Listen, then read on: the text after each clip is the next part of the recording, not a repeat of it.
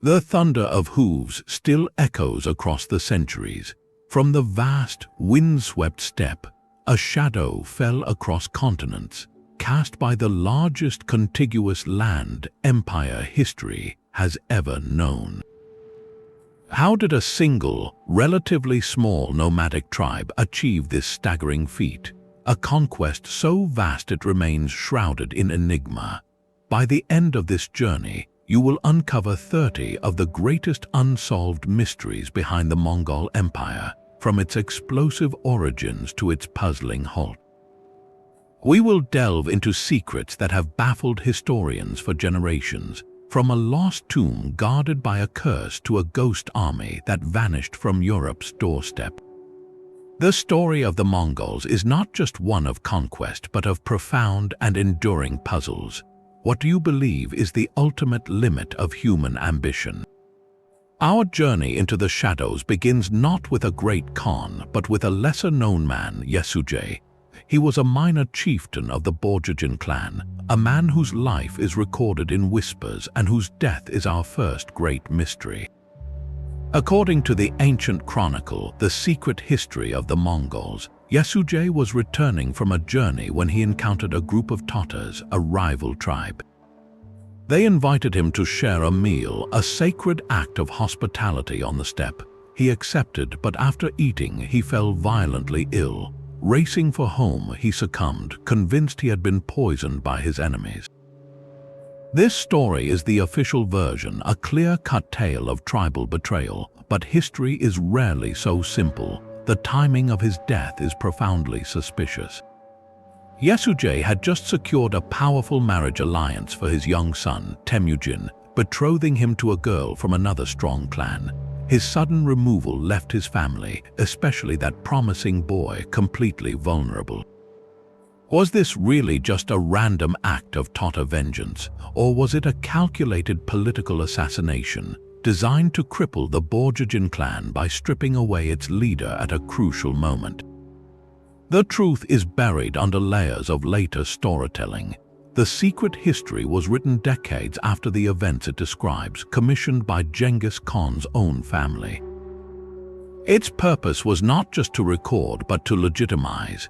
Framing Yesujay's death as a straightforward murder by a hated enemy creates a clear origin story for a blood feud, justifying the Mongols' later brutal campaigns against the Tatars. It paints the young Temujin as an innocent victim of treachery, which makes his eventual rise seem all the more destined and righteous. With his father gone, the clan abandoned Yesujay's widow and her children, leaving them to starve on the harsh steppe. The boy who would shake the world was reduced to scrabbling for roots and fishing to survive, even being captured and enslaved by a rival group. This period of utter desperation, born from that mysterious meal, forged Temujin's character in the coldest fire. It taught him brutal lessons about betrayal, loyalty, and the absolute necessity of power. So we are left to wonder, did a simple poison truly alter the course of history? Or was that story itself a poison, carefully administered by history's winners to conceal a more complex and inconvenient truth?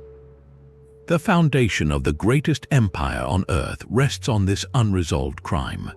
From that poisoned meal, a future conqueror was left to fight for survival on the unforgiving steppe. Yet the very ground where his life began remains a point of fierce contention, our second great mystery. Where exactly was Genghis Khan born? We know the boy named Temujin first drew breath somewhere in the rolling hills and river valleys of northeastern Mongolia near the Anan River. But pinpointing that sacred spot has become an archaeological and political puzzle. One leading candidate is near Dadal in the Khentai province, a place embraced by Mongolian tradition and marked by monuments. Yet Russian scholars have historically pointed to locations farther north, near Lake Baikal, while Chinese interpretations of ancient texts sometimes suggest sites within modern Inner Mongolia. These are not merely academic disagreements, they are battles over a powerful symbol. To claim the birthplace of Genghis Khan is to claim a piece of the soul of the Mongol world, influencing national pride, cultural identity, and even tourism. The search is fiendishly difficult by its very nature. Nomadic peoples do not build permanent homesteads. They live in portable jurs or yurts and follow their herds. They leave no stone foundations, no city walls, only the faintest traces on the landscape after centuries. So how do you find a single, temporary campsite from the 12th century? Modern projects have turned into historical detective work, cross-referencing the poetic descriptions in the secret history of the Mongols with local topography and enduring oral folklore. They look for places that match the text, a hill that could be the one a young Temujin climbed, a river bend that fits the story. Finding it matters far beyond putting a pin on a map.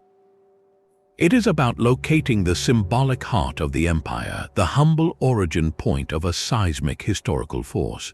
To stand on that ground is to connect the legend with tangible reality, to understand that the man who forged an empire was not a mythic figure born in a palace, but a child of the open sky and endless grass.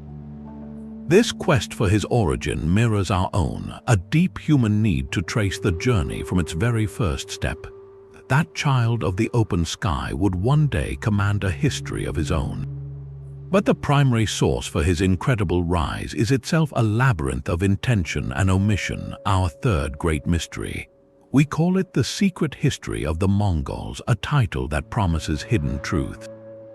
It is the oldest surviving literary work in the Mongolian language, a poetic epic chronicling the life of Genghis Khan and the origins of his empire. Yet from its very creation, it was designed to be two things at once, a historical record and a masterpiece of political propaganda. Commissioned by the royal family after the Khan's death, its purpose was not just to remember but to legitimize. Think of it as the official biography of a dynasty written by the dynasty itself. Every victory is glorious, every setback is a lesson, and the rise of Temujin is presented as a destiny written by the eternal blue sky. The text is filled with coded language and mythical elements, like the opening which describes Genghis Khan's ancestry tracing back to a blue-gray wolf and a fallow doe, beings of divine origin. This instantly elevates his family from mere mortals to figures of legend, but the mysteries deepen when we look at the physical object itself. The original version, written in the Mongol script, has vanished completely. What we have today is a 14th century Chinese transliteration, a phonetic rendering of the Mongolian words using Chinese characters, accompanied by a line-by-line translation and commentary. It is like hearing an echo of an echo. Scholars must work backwards, trying to reconstruct the original Mongolian text from this Chinese crib sheet, a process fraught with guesswork. Within this layered document, the real secrets lie in the silences, the things the chroniclers chose not to say.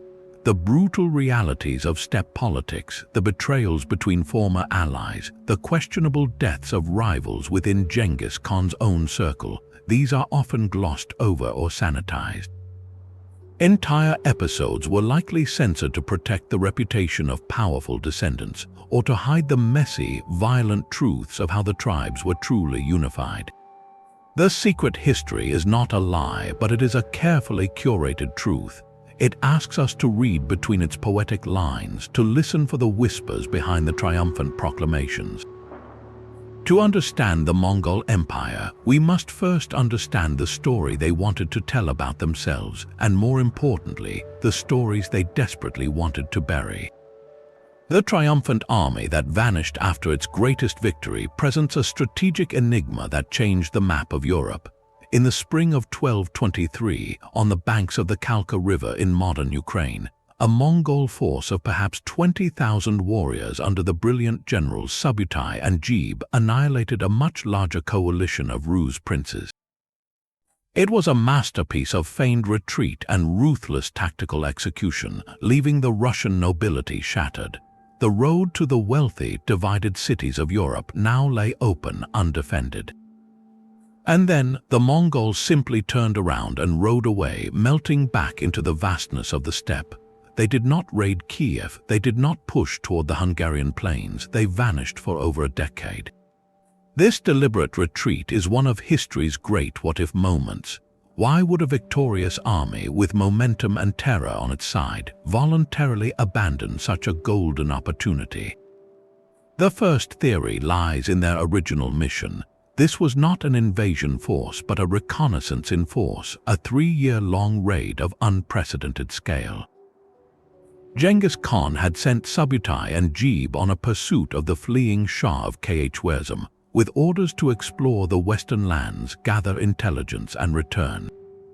They had fulfilled their mandate spectacularly, learning the politics, terrain, and military tactics of these new kingdoms. To stay and conquer would have been to disobey a direct command from the great Khan, a man whose authority was absolute. Their force, though elite, was also relatively small and far from any supply line, perfect for lightning strikes but ill-equipped for a prolonged occupation against a rallied foe. The second possibility is a shift in the wider strategic picture.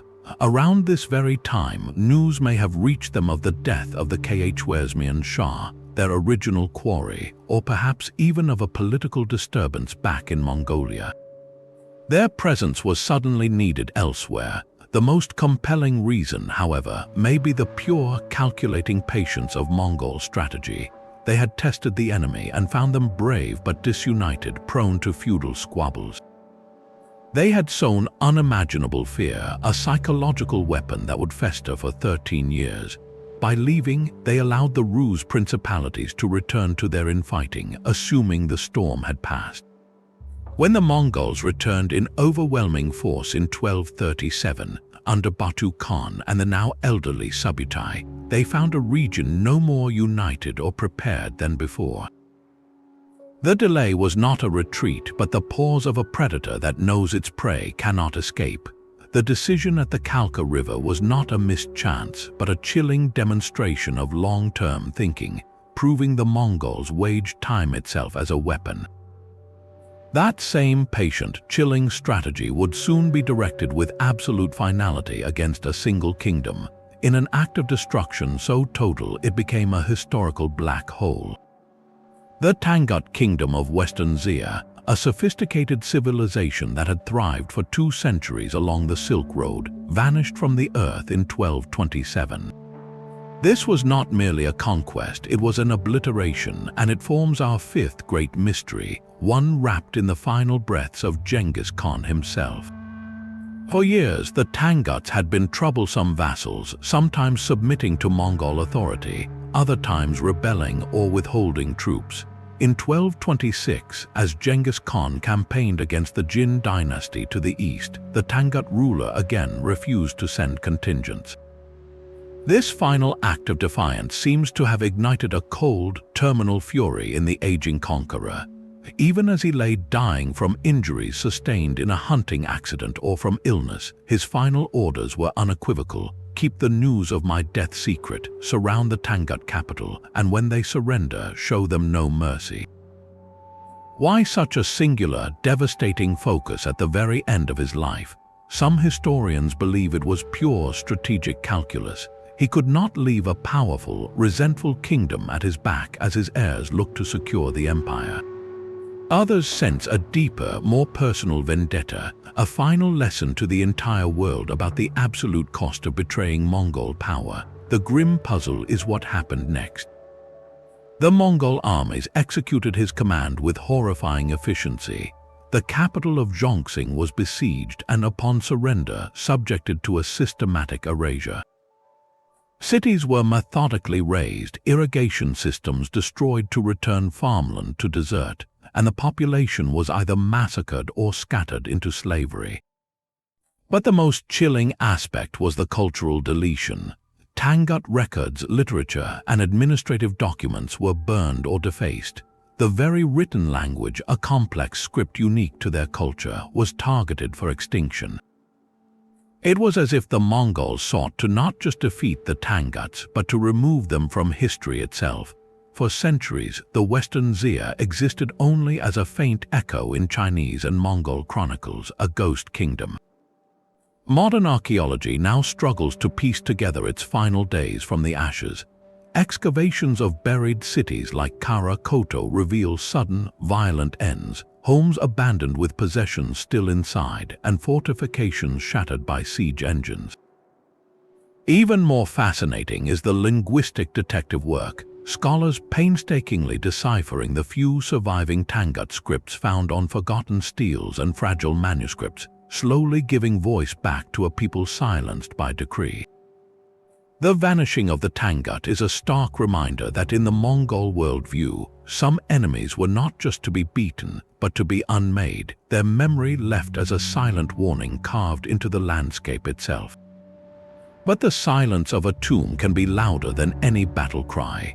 The ultimate mystery of Genghis Khan is not how he lived but where he rests, a secret guarded by a river of blood and a vow of eternal silence. According to the most persistent legend, when the great Khan died in 1227, his body was carried in a solemn procession back to his homeland. To ensure the sacred burial site remained forever hidden, the funeral escort enacted a brutal protocol. Every single person they encountered along the journey was put to death. Then, upon completing the tomb, the soldiers and slaves who built it were themselves executed by a second, waiting contingent of warriors. Finally, that second group was reportedly killed in turn. It is a chilling Russian doll of murder, all to seal a single secret. This creates history's greatest archaeological cold case, a puzzle with no map, no witness, and a perimeter of corpses. The search has fixated on a few compelling locations. The most revered is the Burkhan Koldun mountain in the Kentai range, a place Genghis Khan himself supposedly cherished as a boy and credited with saving his life. Ancient texts hint he was buried there, in a place no one could find.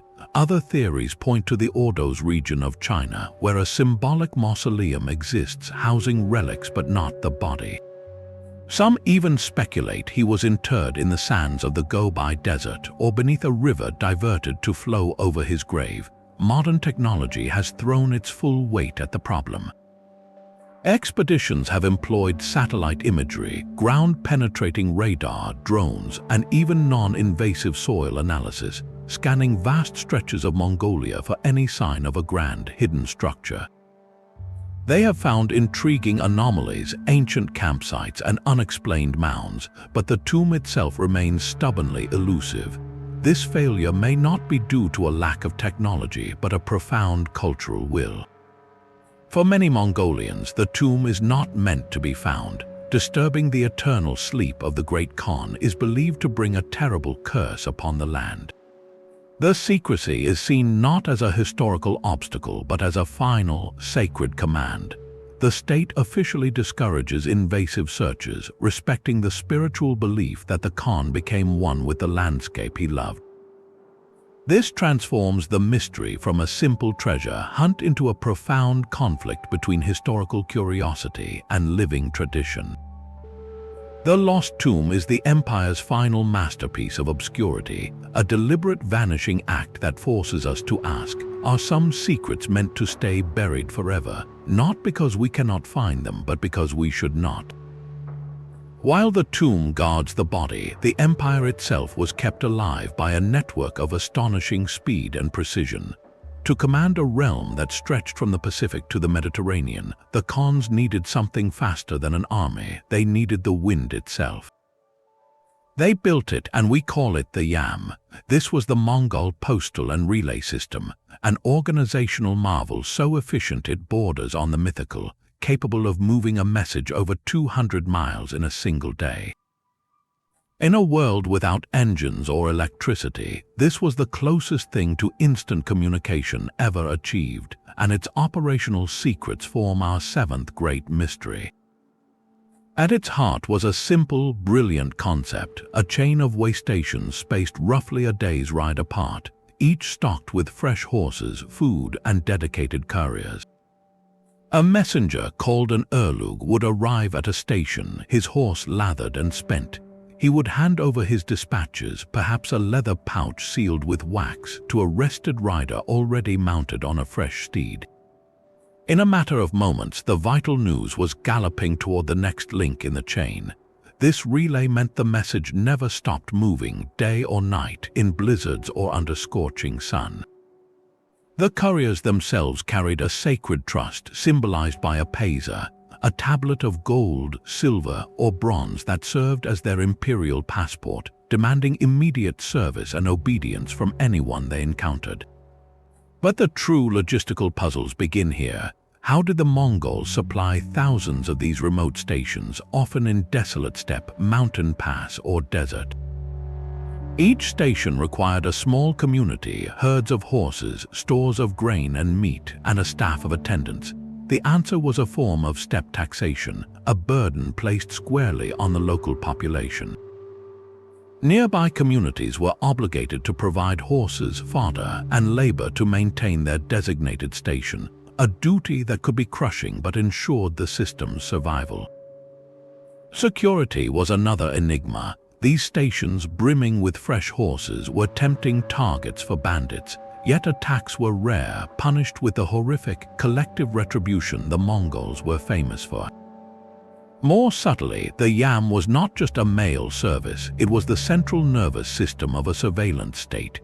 Officials, spies, and inspectors traveled its routes alongside couriers, their reports allowing the distant Khan to sense the pulse of his empire, to hear of rebellions or administrative failures with shocking speed. This flow of information was the glue that held the disparate continents of the empire together, and that is the final, tragic clue to the mystery of its later collapse. As the empire fragmented after Kublai Khan, the Great Unity fractured. The yam system, this medieval internet, began to break down at the borders of the successor khanates.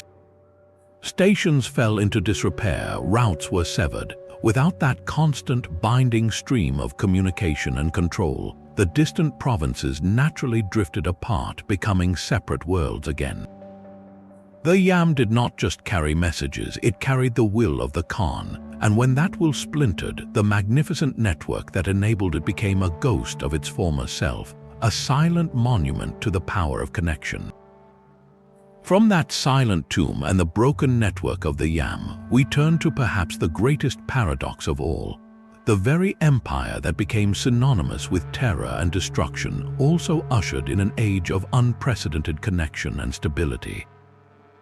Historians call it the Pax Mongolica, the Mongol Peace, a period stretching roughly from the mid-13th to the mid-14th century. This is our eighth great mystery.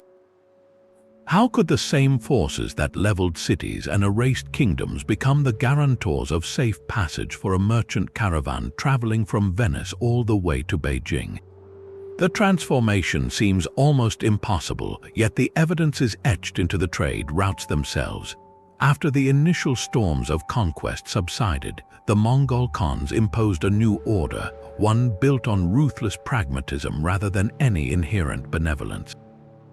Their first policy was the law of the Great Yasa, a code attributed to Genghis Khan that was enforced with terrifying consistency across the empire. Theft and banditry, the age-old scourges of the Silk Road, were punishable by death. For the first time in centuries, a merchant could travel thousands of miles with a valuable load of silk or spices, knowing that the same brutal justice that protected the Khan's authority also protected his goods. The Mongols did not see trade as a secondary concern. It was a primary source of wealth and intelligence. They actively protected the routes, maintaining caravanserais, those fortified inns for travelers, and even offering what we might now call travel insurance, compensating merchants for goods lost to accidents along the protected roads. Then there was the policy of religious tolerance, a strategic masterstroke. Unlike many empires of the time, the Mongols did not impose their native shamanistic beliefs on their subjects. Instead, they invited clerics from every faith, Buddhists, Muslims, Christians, and Taoists, to pray for the health of the Khan at their court. A Nestorian Christian from Syria, a Muslim scholar from Persia, and a Buddhist monk from Tibet could all find favor so long as they paid their taxes and did not stir rebellion. This created an atmosphere of surprising intellectual and cultural exchange in the cosmopolitan Mongol capitals. So was this peace a deliberate strategy or a happy accident? Historians fiercely debate this core mystery. One school argues it was entirely intentional, a brilliant administrative vision to maximize the wealth flowing into the imperial coffers. A stable, prosperous empire was simply easier and more profitable to rule than a chaotic, impoverished one. The other perspective suggests the peace was largely a byproduct of the Mongols' overwhelming military dominance. By crushing all rival powers and enforcing their harsh laws, they inadvertently suppressed the countless petty warlords and local bandits who had previously made long-distance trade a deadly gamble. The peace was not their goal, but a side effect of their control. Yet the consequences, intended or not, were world-changing. For nearly a century, the Silk Road became a superhighway of ideas. Technologies flowed in both directions. Papermaking and printing moved west from China, while advanced mathematics and astronomy traveled east from the Islamic world. Crucially, the formula for gunpowder, once a Chinese curiosity, made its way to Europe along these secure routes, but the roads carried invisible passengers too. In the 1340s, the same caravans and armies that moved so freely under the Pax Mongolica would become the transmission network for the deadliest pandemic in human history, the Black Death.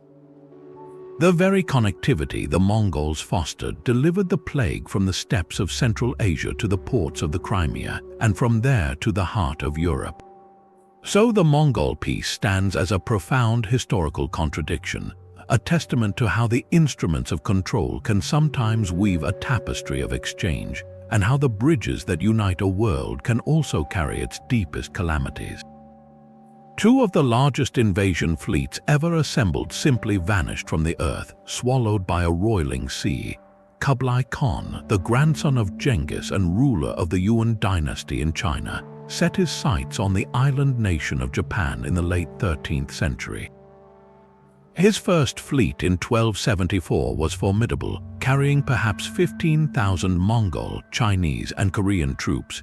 They made initial landfalls, their composite bows and organized tactics terrifying the samurai, who were used to a more ritualized form of combat.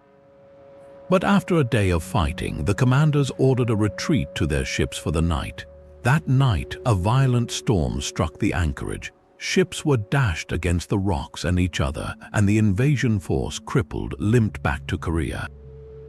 Kublai Khan was undeterred. He spent years building a second, truly colossal armada for 1281.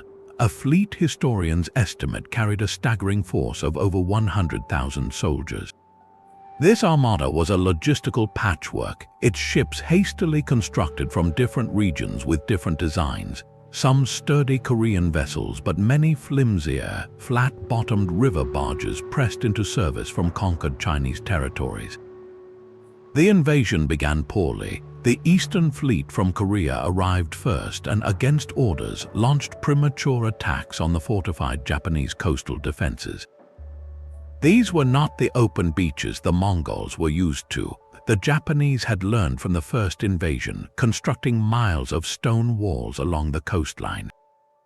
Samurai defenders repelled the initial assaults with fierce determination.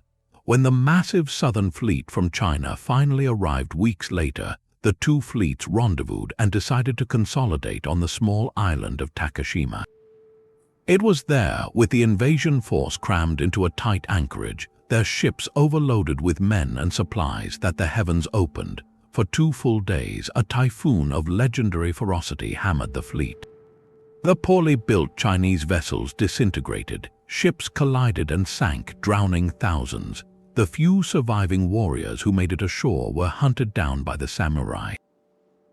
In Japan, this storm was celebrated as the kamikaze, the divine wind, a miraculous intervention that saved the nation.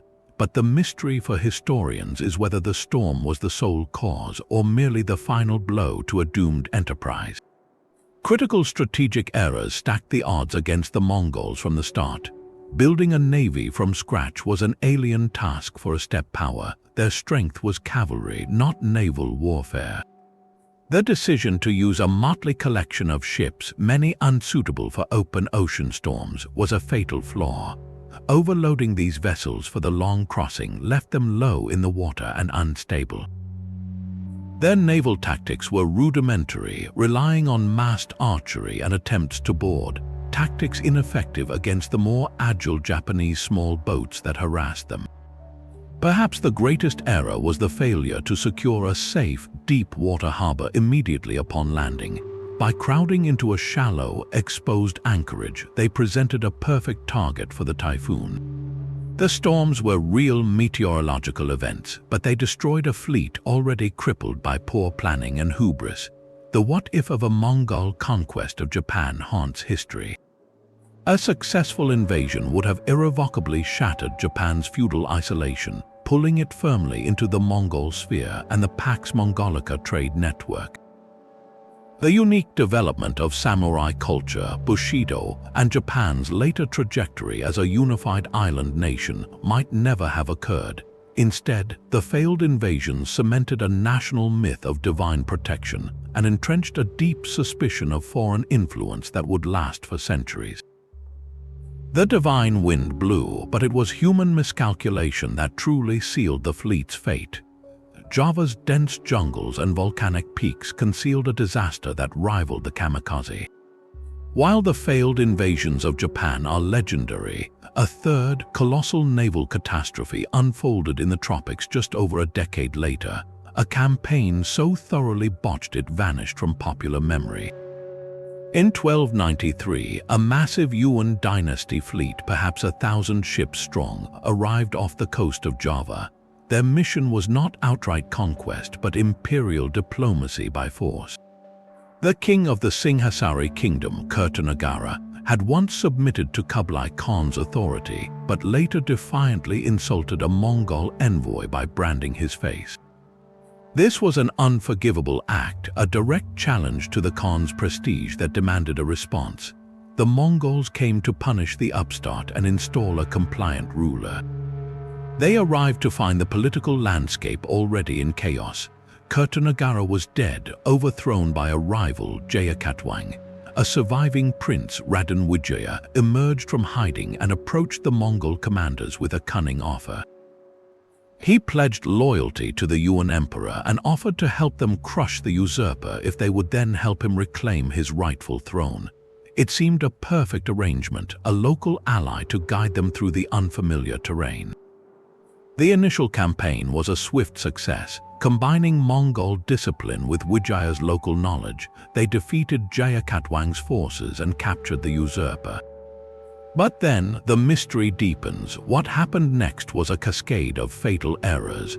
The Mongol commanders, perhaps overconfident, decided to send a large portion of their force back to their ships, leaving a reduced contingent on land. They then demanded that Raden Wijaya come to their camp to formally submit and prepare tribute for the emperor. Wijaya asked permission to return to his own city to finalize the ceremonial gifts, a request the Mongol generals foolishly granted. This was the pivotal moment. Once free, Wijaya turned from ally to orchestrator of a devastating ambush. The tropical environment itself became a weapon. The Mongol forces, strung out along narrow jungle trails and muddy rice paddies, were utterly vulnerable.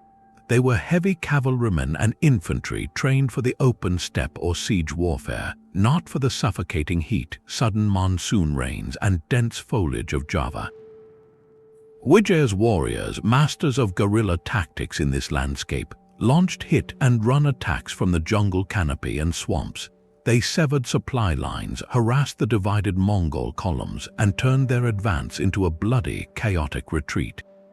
The final blow was likely a coordinated assault on the fleet itself, perhaps using fire ships or attacks on watering parties, crippling their means of escape. Forced into a desperate fighting withdrawal back to the coast, the Mongols had to fight their way through a hostile land they had just supposedly pacified. They managed to regroup and sail away, but the campaign was a total strategic failure. they left with no tribute, no vassal king, and having suffered heavy casualties for absolutely no gain.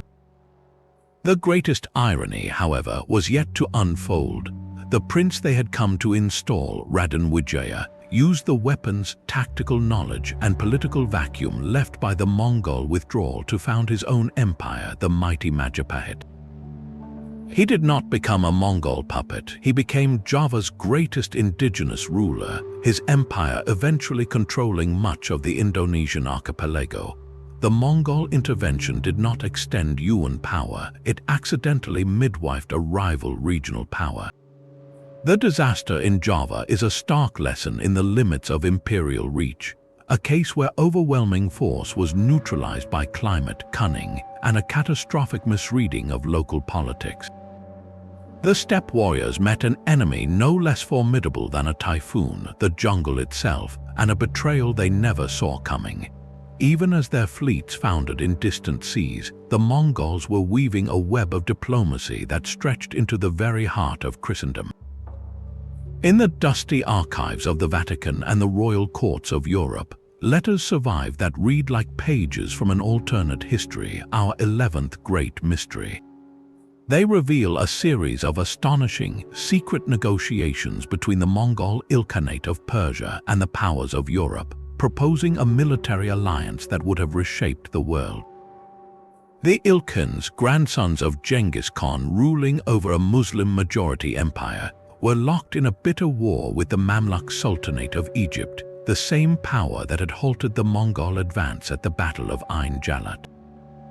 In a stunning geopolitical pivot, the Ilkhans began sending envoys to the Pope and to kings like Louis IX of France with a bold proposition: let us join forces and crush the Mamluks between us.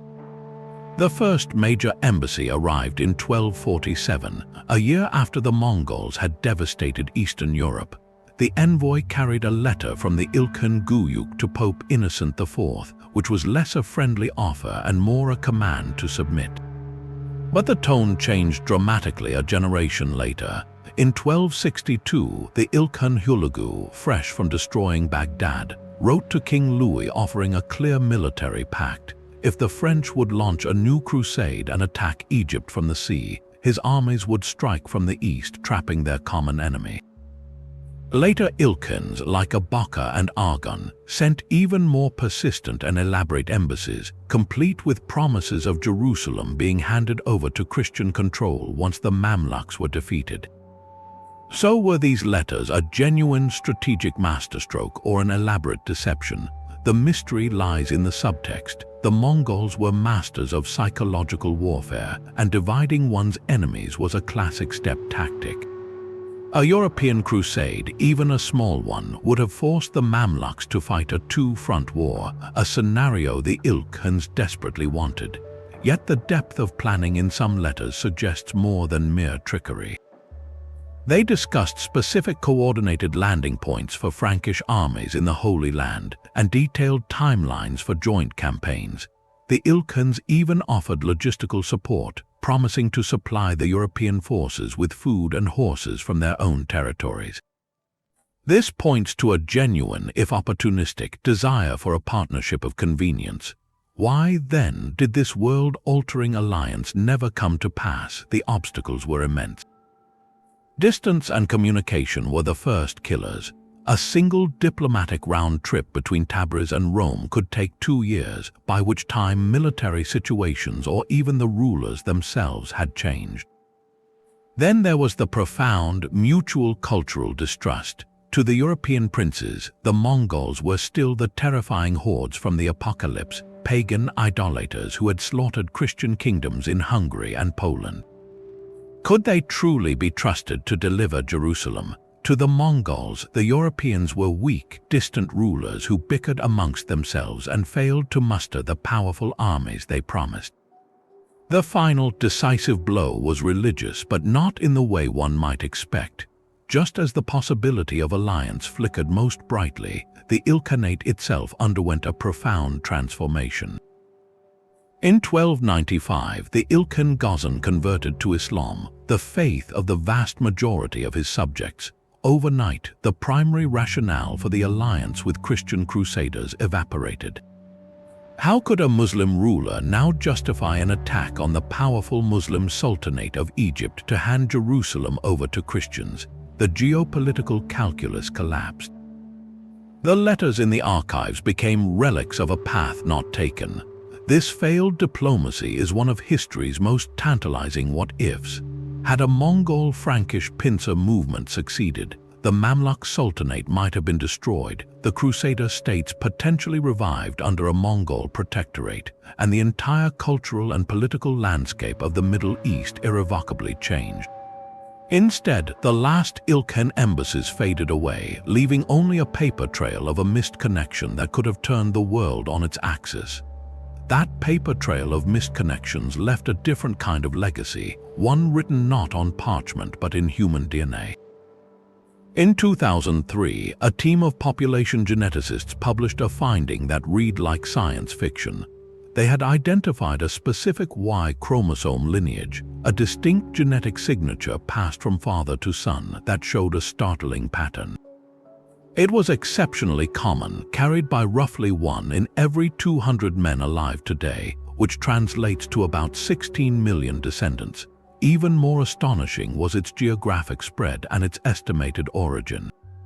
This lineage appeared at high frequency in populations from the Pacific coast of Asia all the way to the Caspian Sea, a corridor that maps almost perfectly onto the territory of the Mongol Empire.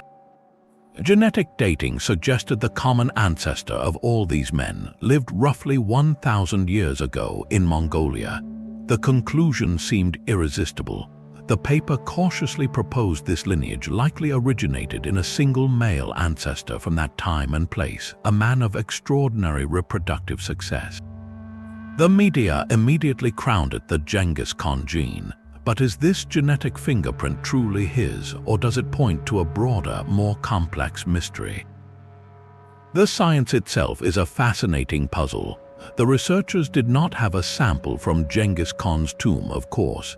Instead, they used a method of genetic archaeology, sampling modern populations across Asia and tracing paternal lines backwards through mutations that act like a molecular clock.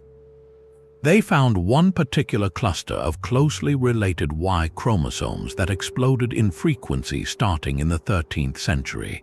The mechanism for this explosion is brutally clear in the historical record. Mongol Khans and nobles practiced large-scale polygyny, taking many wives and concubines. After a conquest, the victorious leaders would claim the most desirable women from the defeated population.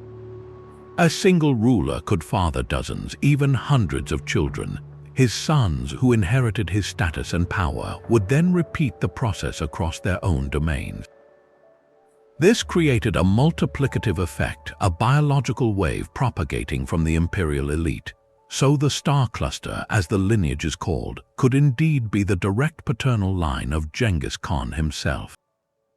Yet many geneticists and historians urge caution, framing this as a compelling hypothesis rather than a proven fact. The criticism is crucial. That single male ancestor from 1,000 years ago could just as easily have been one of Genghis Khan's brothers, a close male relative, or even a prominent member of the Borjigin clan a generation before the great conquests began. More broadly, the lineage might not belong to one man at all, but to an entire aristocratic class. The Mongol Empire was ruled by a steppe nobility, all practicing the same reproductive strategy. Over generations, the sons of countless Khans, generals, and princes would have spread their own similar Y chromosomes far and wide. The genetic signal we see today might be the blended legacy of a conquering caste, not a single individual. This transforms the mystery from a search for one man to an investigation of an entire system of power. The star cluster is not just a family tree, it is a biological shadow of the empire's social structure, a stark quantification of how political and military dominance translated directly into evolutionary success. It shows us that the empire's impact was not only cultural or political, but woven into the very fabric of humanity across continents. This genetic echo forces a profound question when we study history. Are we also, in a very real sense, studying the intimate legacy of the most powerful men who shaped it? The genetic legacy of power is one thing, but the sudden absence of that power can change the fate of continents. In the winter of 1241, a true phantom menace hovered over the heart of Europe. Two Mongol armies, under the masterful command of Batu Khan and the aged general Subutai, had just executed a campaign of breathtaking precision and terror. In a single bloody April, they crushed the flower of Polish knighthood at Legnica and annihilated the Hungarian army at the Sojo River, leaving King Bela IV fleeing for his life. The roads to Vienna, to Prague, to the wealthy cities of the Holy Roman Empire now lay utterly open. There was no force left in Central Europe capable of stopping them. And then, as winter tightened its grip, the Mongols simply packed up and left, vanishing back into the eastern steppes as if they had been a collective nightmare. This is the mystery of the Ghost Army, a retreat that saved Western Europe from almost certain invasion, and the reasons behind it are a historical debate that hinges on a single piece of news. As the Mongols consolidated their hold on the Hungarian plains, word arrived from the distant capital at Karakorum. The great Khan Urgedei, son of Genghis and ruler of the entire empire, was dead. Upon hearing this, Batu immediately called off the campaign and began the long march east. The official reason, recorded in Mongol and Persian sources, seems clear. The law of the empire required all senior princes, especially one of Batu's stature as a grandson of Genghis, to return for the Kurultai, the great council to elect the next supreme Khan. To miss it was to risk being left out of the new power structure, to lose influence, territory, and wealth. For Batu, securing his own position and that of the Golden Horde, his nascent kingdom in the west, was paramount.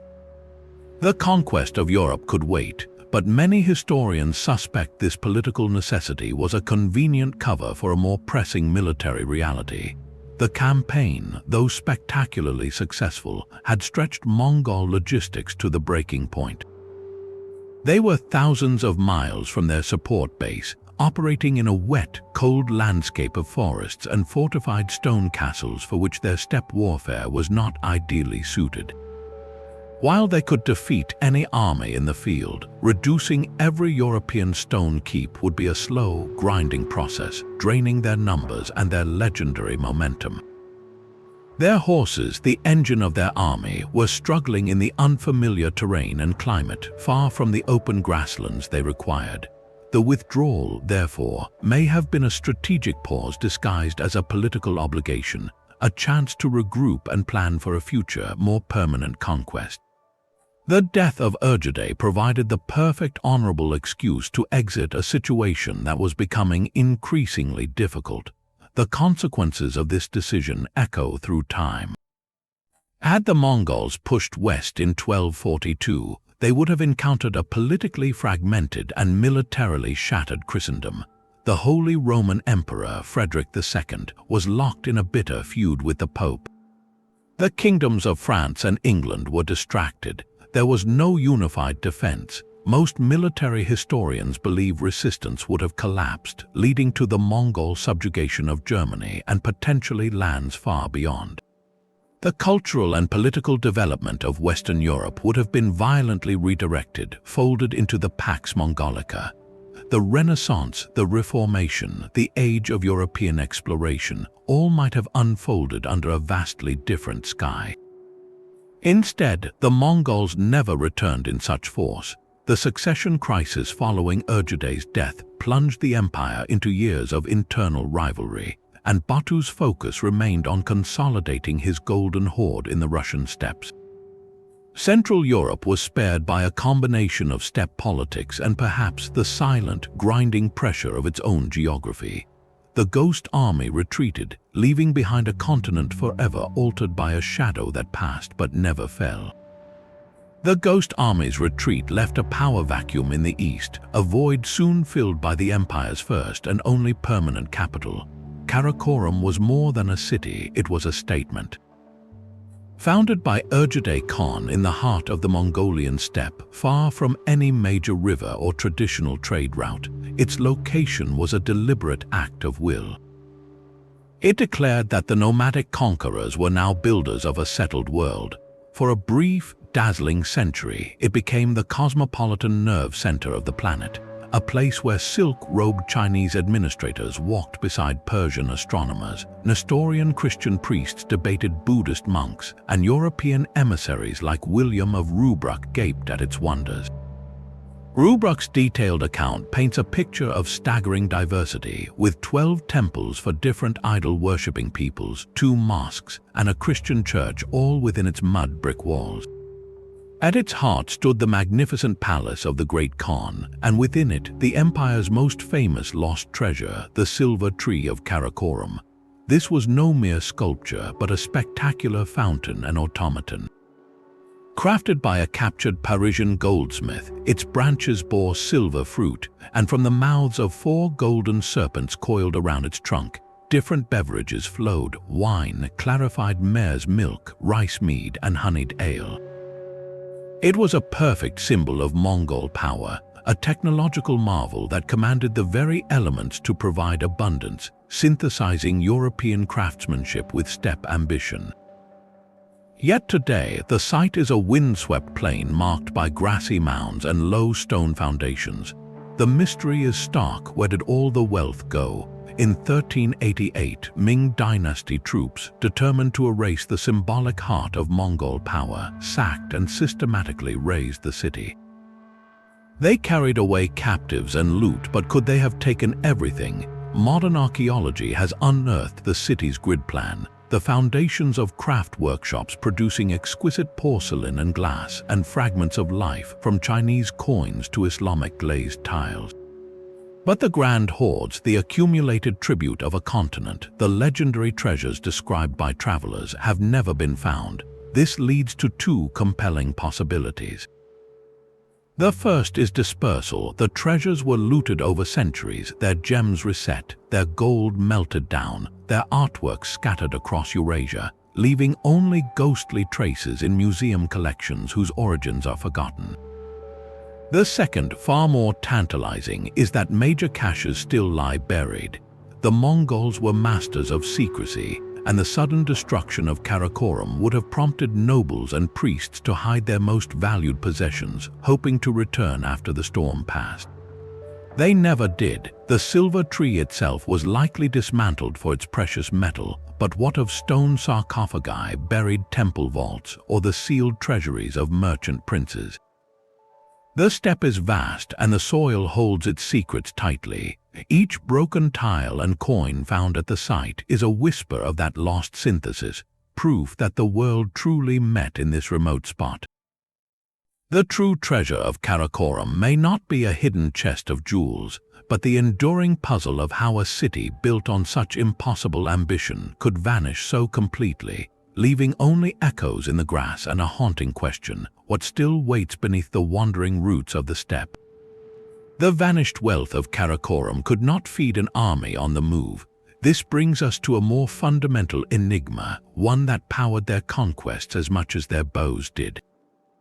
How did the Mongol military machine, famous for its blistering speed and vast campaigns, possibly feed itself?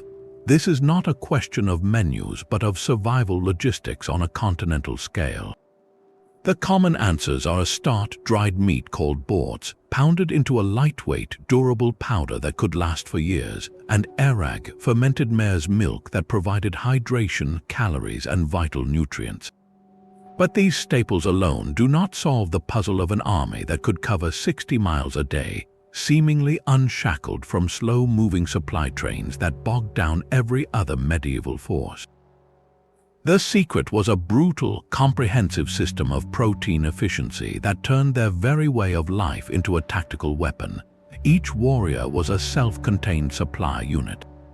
He traveled with a string of spare horses, often 4 or 5, which not only provided fresh mounts but were themselves a walking larder. In a genuine emergency, a soldier could make a small incision in his horse's neck and drink a portion of its blood, a practice documented by several stunned observers. This was not a daily meal, but a survival technique that allowed a rider to keep moving for another day when all other food was gone.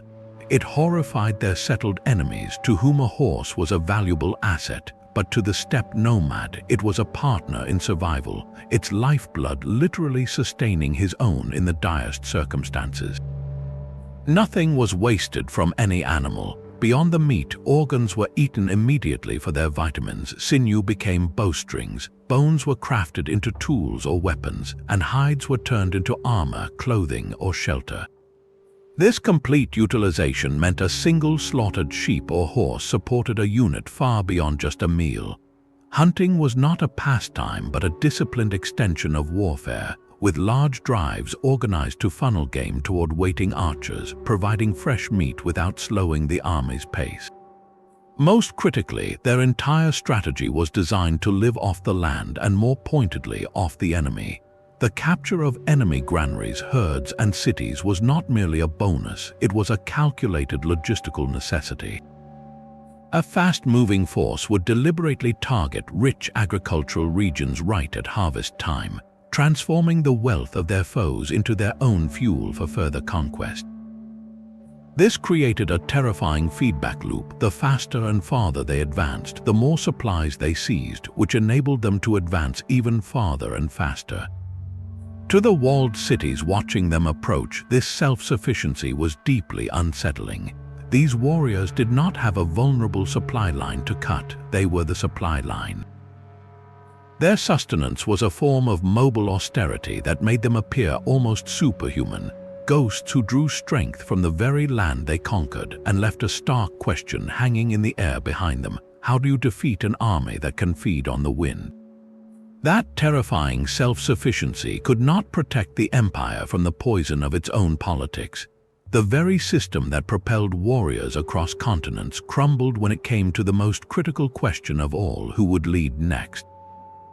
The Mongol succession process was a paradox of brutal efficiency and chronic instability, a mystery that unraveled the unified empire from within. Genghis Khan himself had tried to impose order, decreeing that only his direct descendants, his golden family, were eligible for the supreme title of Great Khan. He established the Kurultai, the Grand Council of Princes and Generals, to formally elect the new ruler. This was meant to combine hereditary right with steppe tradition, a consensus choice from the worthy. In practice, it became a recipe for chaos and civil war. Why would a state with such unmatched military discipline fail so utterly at peaceful political transition? The answer lies in a fatal clash between two competing ideals. On one hand was the old nomadic principle of merit and communal agreement, where leadership was earned through ability and the support of the tribe. On the other was the new reality of a dynastic empire, where sons felt entitled to their father's throne by blood alone. This tension was never resolved. Each succession became a high-stakes gamble, a moment when the empire held its breath. The Kurultai was less a democratic assembly and more an armed negotiation. Factions would gather with their loyal troops, posturing and bargaining for months, even years, while the empire drifted without a clear leader. The death of the second great Khan, Urgedei, in 1241, triggered the first major crisis, pulling the ghost army back from Europe as princes raced home to jockey for power. But the most devastating explosion came after the death of Mongol Khan in 1259. This sparked the Toluid Civil War, a fratricidal conflict between two brothers, Kublai and Arik Berk. Kublai, campaigning in China, held his own Kurultai with the support of his armies in the east. Arik Berk, controlling the homeland in Mongolia, convened a rival Kurultai that declared him Great Khan. What followed was a 4-year war that pitted Mongol against Mongol, steppe traditionalists against those embracing settled civilization.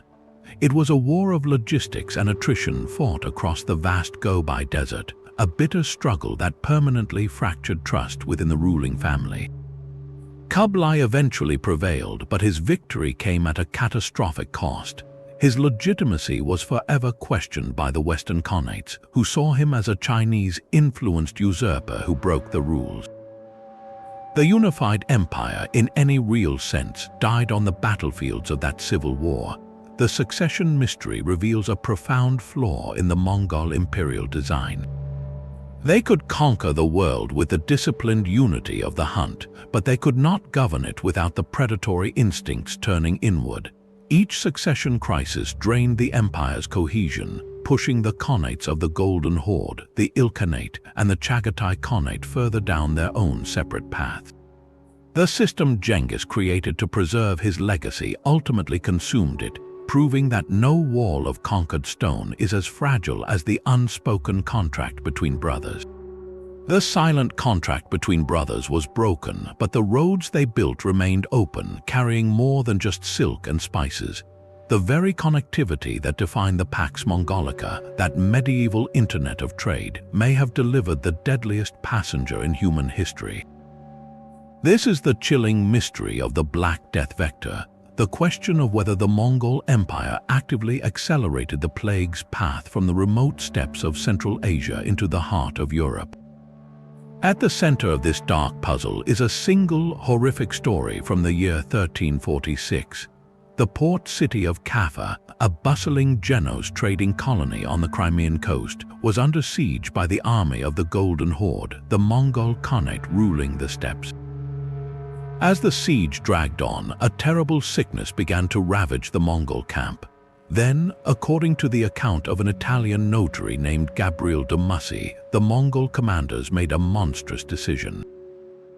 They ordered their soldiers to catapult the plague-ridden corpses of their own dead over the city walls and into the besieged town.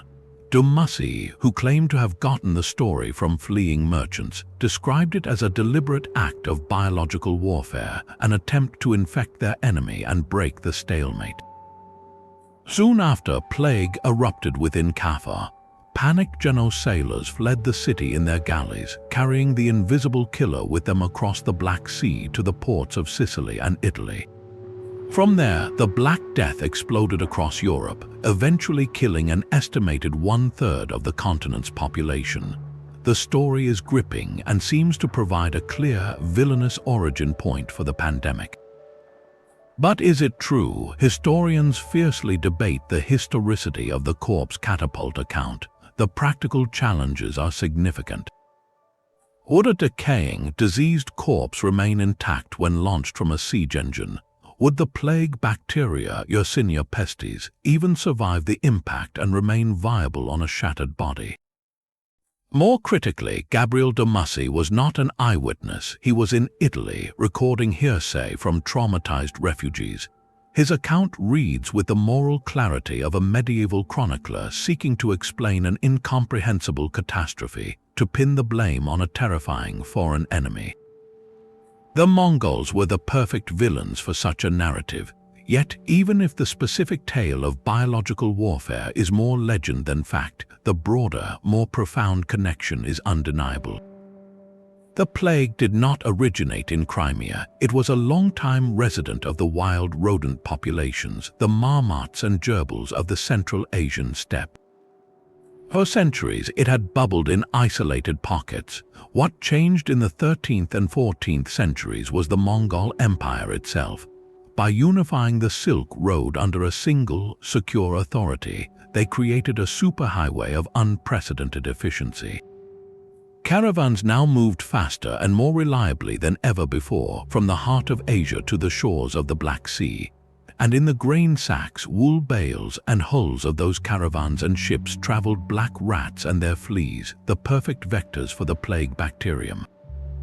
The Mongol Peace did not cause the plague, but it built the infrastructure that allowed a local disease to become a global pandemic. The siege of Kaffa itself, whether it involved corpse catapults or not, was a critical epidemiological event. It created a perfect storm, a dense population of stressed, malnourished people trapped inside city walls, while just outside, a massive army camp was collapsing from the disease. Fleas seeking new hosts as their rodent carriers died would have found easy passage between the two populations, likely via the rats that always scurried between siege lines. The fleeing Genos ships then became plague incubators. Their dark, grain-filled holds ideal rat habitats for the journey west. So the mystery is not whether the Mongols spread the plague, but to what degree their military and commercial systems acted as a deliberate or accidental accelerant. The corpse catapult story may be a dramatic myth, but it symbolizes a terrifying reality that the greatest achievement of the Mongol Empire, its interconnected world, also forged the pathway for its greatest unintended consequence. The roads that carried wealth and ideas could also carry annihilation, proving that history's most transformative connections often come with a hidden and sometimes fatal price.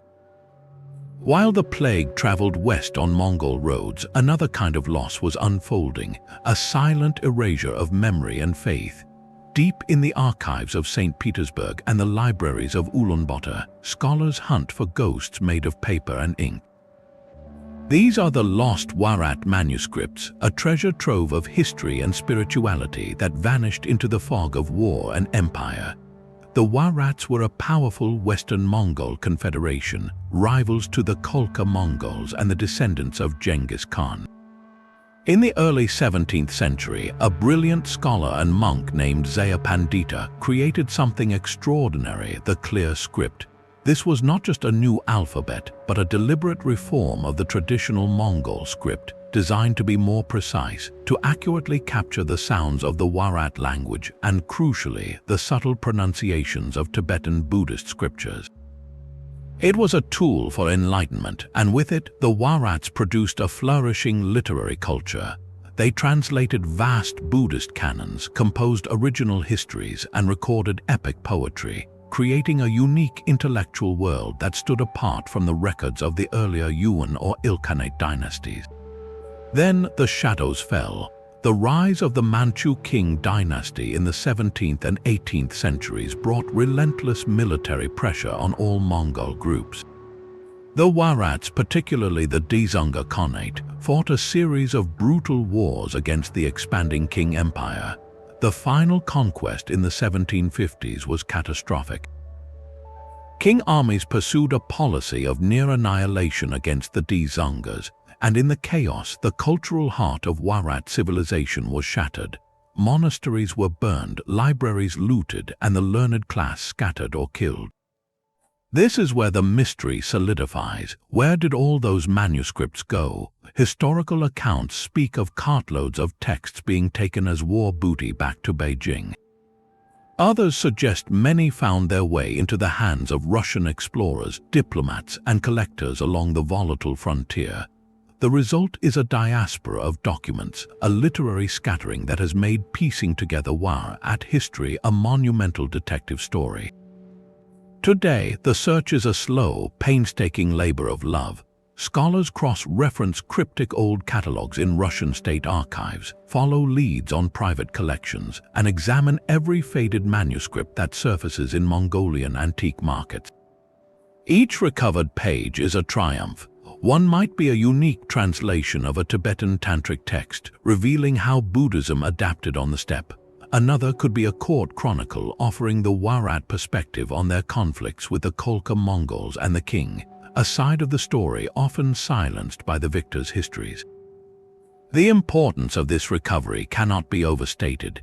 These are not just old books, they are the voice of a people at a critical crossroads, documenting their spiritual quest and their political struggle at the very moment their world was ending.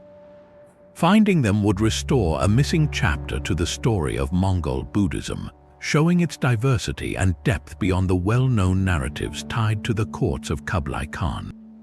It would give agency back to a group remembered mostly for their final, tragic resistance. Every faded line of clear script that is found and deciphered is a victory against oblivion, a whisper from a past that refuses to be completely silenced. The silent pages of Warat history could not teach the art of war, but the Mongols proved to be history's most ruthless and rapid students. A cavalry of the open steppe should have been helpless before the towering stone walls of China and Persia. Yet within a single generation, they transformed from masters of the horse into masters of the siege. a strategic evolution so swift it seemed impossible to their besieged foes. This is the enigma of their adaptation, a puzzle of how a nomadic army learned to conquer the very symbols of settled civilization they once avoided. The answer lies not in any innate genius, but in a coldly pragmatic policy of knowledge absorption, turning every defeat and every captured craftsman into a lesson.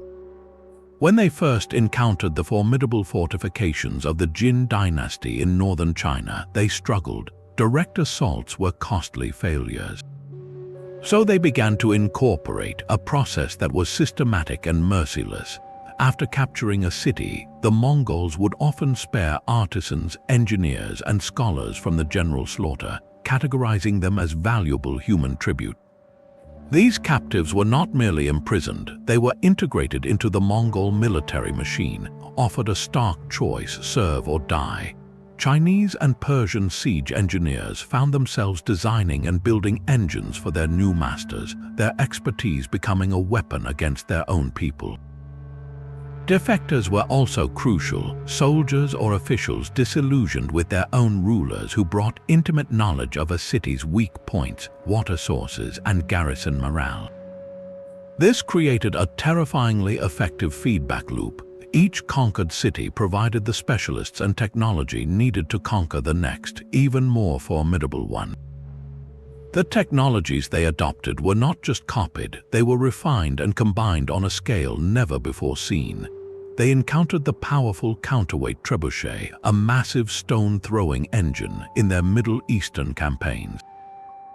Recognizing its superiority over their own traction catapults, they adopted it and then deployed fleets of these machines in coordinated batteries, capable of reducing fortress towers to rubble day and night. From China, they incorporated early gunpowder weapons, not yet guns, but explosive bombs and fire lances used to terrify defenders, burn siege works, and clear battlements.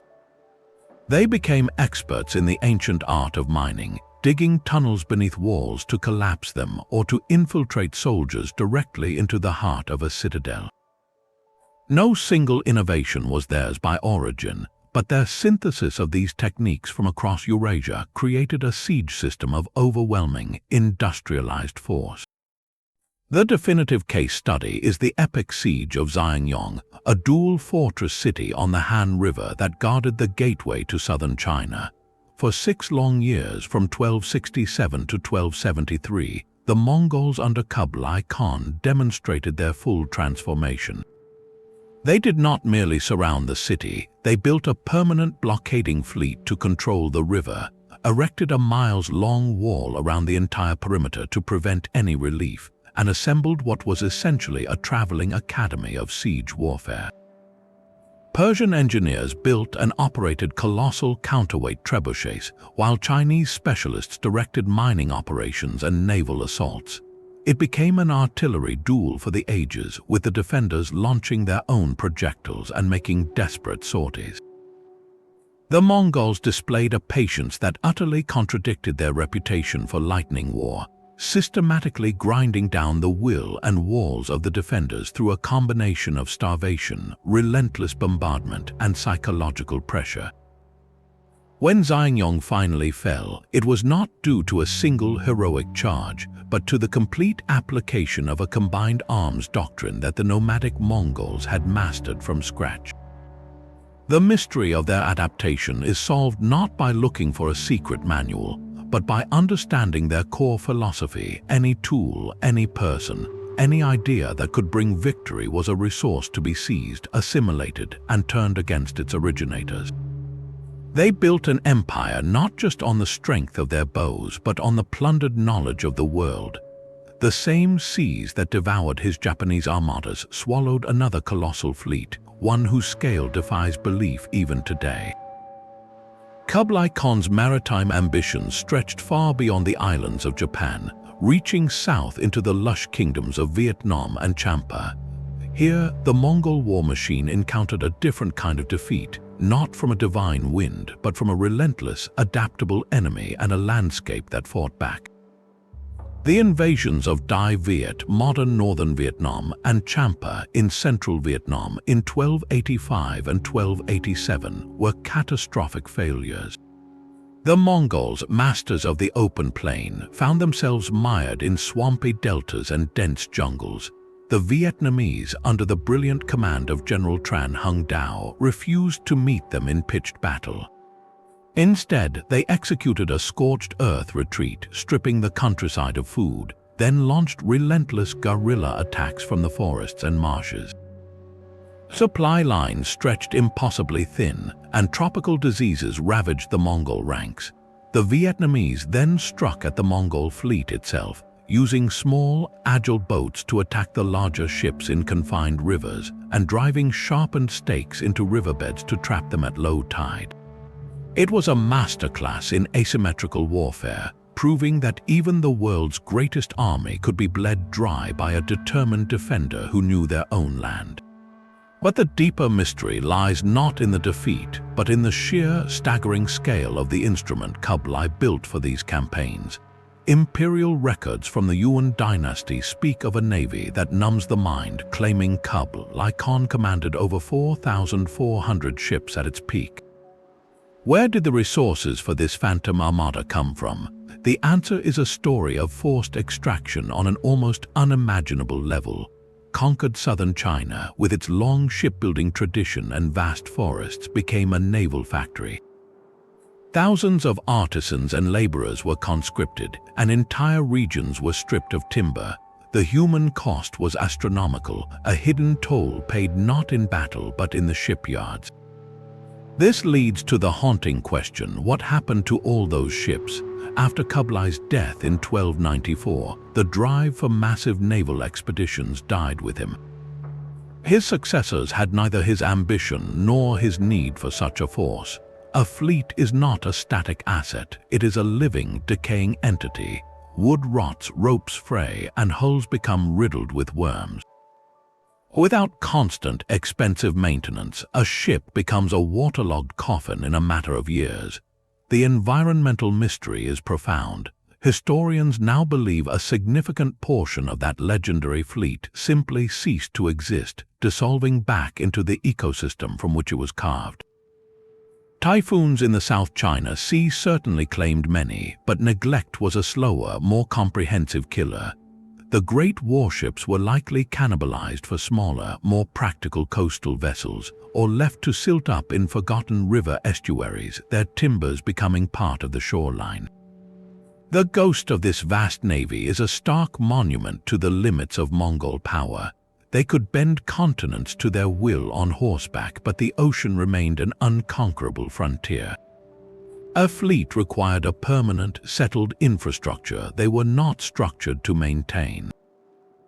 It represented a colossal investment of wealth and manpower that evaporated once the imperial will behind it faded, leaving behind only a paper record of its existence and a lingering question: how many skeletal hulls still lie buried in the coastal mud of China and Vietnam, the last forgotten bones of a Khan's dream to rule the waves?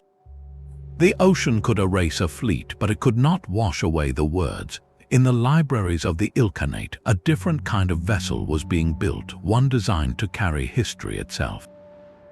This is the puzzle of the Blue Mongol Chronicles, a name derived from the exquisite lapis lazuli pigment used in their illustrations.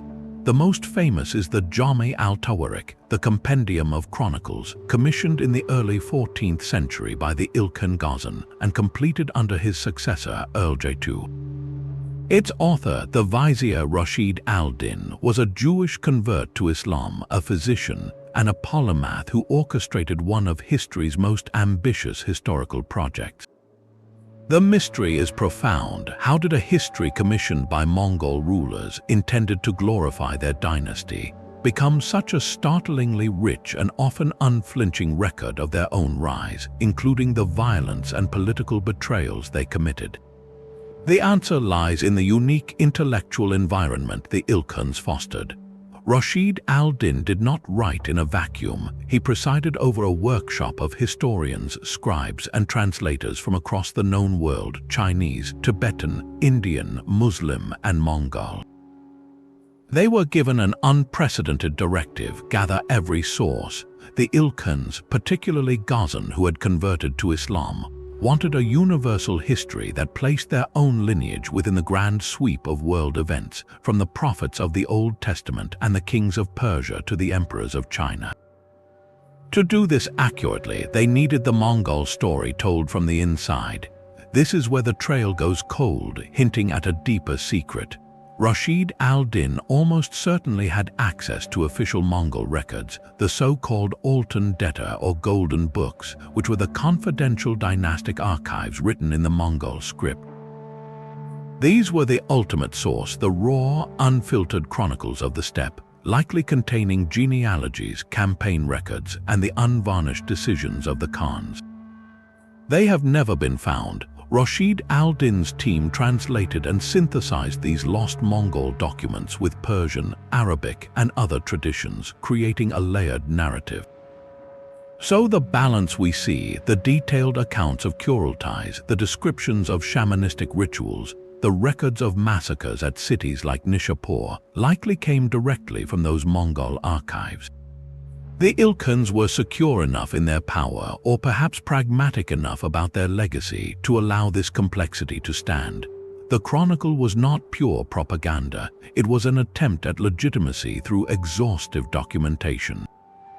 But the mystery doubles. After the fall of the Ilkhanate, Rashid al-Din was executed and his great work was scattered, many copies destroyed or lost. For centuries, the Jami al-Tawarik survived only in fragments.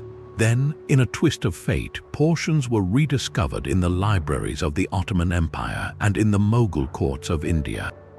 Other key manuscripts surfaced in distant collections, some even bearing the stunning miniature paintings that give the Blue Mongols their name, showing Mongol warriors with haunting clarity. These rediscovered pages became the bedrock of modern historical understanding. We are left with a haunting irony. Our most comprehensive window into the Mongol Empire comes from a court history they commissioned, built upon source materials they later lost, which was then itself nearly lost to time. It forces a humbling question: how much of what we think we know about the past is dependent on a single, fragile thread of ink and luck, a thread that survived against all odds? The ink of the chronicles could not capture the sound that preceded Mongol victory, a sound that was not a shout but a whisper of air. The legendary composite recurve bow was more than a weapon. It was a portable engine of physics, a masterpiece of material science that turned a rider into a mobile artillery platform. Its terrifying effectiveness was no accident, but the result of a deeply guarded technological process, a mystery of construction and training that gave the empire its sharpest edge. To understand it, you must first dismantle the myth of simplicity. This was not a single piece of carved wood, but a sophisticated laminate, a sandwich of opposing forces. The belly of the bow, facing the archer, was made of horn which resists compression. The back was layered with sinew, animal tendon that excels under tension. These were bonded to a wooden core, usually bamboo or maple, using a specialized glue made from the swim bladders of fish, an adhesive prized for its strength and flexibility. This combination was a stroke of biomechanical genius, each material playing a specific role under stress. When the bow was strung, the sinew on the back stretched taut, storing immense energy, while the horn on the belly compressed. Upon release, these forces snapped back in unison, launching an arrow with a power and speed that far exceeded any simple wooden self-bow of the same size. But the true secret was in the shape, the dramatic recurve where the tips curved away from the archer. This design acted like a set of extra springs, storing even more energy in a shorter limb, which allowed the bow to be compact enough for use on horseback without sacrificing any range or punch. A Mongol warrior could accurately strike a target from 300 yards away, a distance that kept him safely out of reach of most enemy weapons. This led to the most feared cavalry tactic in history, the Parthian shot. A rider would feign a panicked retreat, galloping away from the enemy lines. Then, twisting his body at full gallop, he would fire backward over his horse's rump with pinpoint accuracy. This was not a trick shot, it was a standard drilled maneuver. The saddle itself was a key component of this system, with its high cantle and pommel providing a stable, standing platform for the archer to pivot and shoot in any direction. The synergy between rider, horse, and bow was absolute. Mastery began in early childhood. A Mongol boy learned to ride almost as soon as he could walk, and his first toy was often a small bow. The training was relentless, focusing not on strength alone, but on instinctual accuracy and endurance. Hunters would spend entire days in the saddle, chasing game across the steppe, shooting at rolling hooves or startled birds, learning to gauge wind and distance at a full gallop. This created a military culture where every adult male was not just a soldier, but a supremely skilled mounted archer, a product of a lifetime of ingrained practice. The final, haunting layer of this mystery is how the knowledge faded. The bow's construction was a closely held craft passed down within specific families or guilds. The precise recipes for the fish bladder glue, the exact curing times for the sinew and horn under specific temperatures, the art of tailoring the limbs to perfect balance, these were trade secrets as valuable as any battle plan. As the empire fragmented and the settled khanates began to rely more on infantry and cannon, the intricate, labor-intensive art of crafting the true composite recurve bow gradually declined. The knowledge dissipated, leaving later generations to marvel at descriptions of its power, but unable to fully replicate its world-conquering efficiency. The bow was the soul of the Mongol military miracle, a perfect fusion of environment, material, and human skill, and when that soul faded, a fundamental piece of the empire's essence vanished with it. The bow's soul faded, and with it, the dynasty that ruled from a gilded capital began to crumble from within. The Yuan dynasty, founded by the great Kublai Khan, should have been the Mongol Empire's crowning achievement, a permanent fusion of steppe power and Chinese civilization. Yet it collapsed in just 97 years, a breathtakingly rapid fall for an empire that had taken the world by storm. The mystery is not that it fell, but why it disintegrated with such stunning speed, revealing a fundamental flaw in the Mongol approach to governing a settled realm. The simple story of a peasant uprising led by the Red Turbans is just the final spark. The real fuel for the fire was a toxic mixture of economic fantasy, political rot, and environmental catastrophe. First, consider the paper. Kublai Khan, in a move of breathtaking innovation, established the world's first true nationwide paper currency, the KO. Backed initially by silver reserves and enforced by imperial decree, it was a revolutionary tool that lubricated commerce across the vast empire, but it became a gateway to financial ruin. Successive emperors, facing constant war expenses and lavish court spending, made a fatal error. They began printing money without any backing to cover the costs. It was a hidden tax of the most destructive kind. The value of the KO plummeted, leading to hyperinflation. Imagine a farmer selling his grain for a stack of notes one season, only to find that same stack could not buy a bag of rice the next. Savings evaporated, trade seized up, and public trust in the government dissolved into dust. The Mongols had mastered the logistics of conquest, but they failed to understand the delicate psychology of monetary faith. This economic chaos was mirrored by a political civil war within the Mongol elite itself.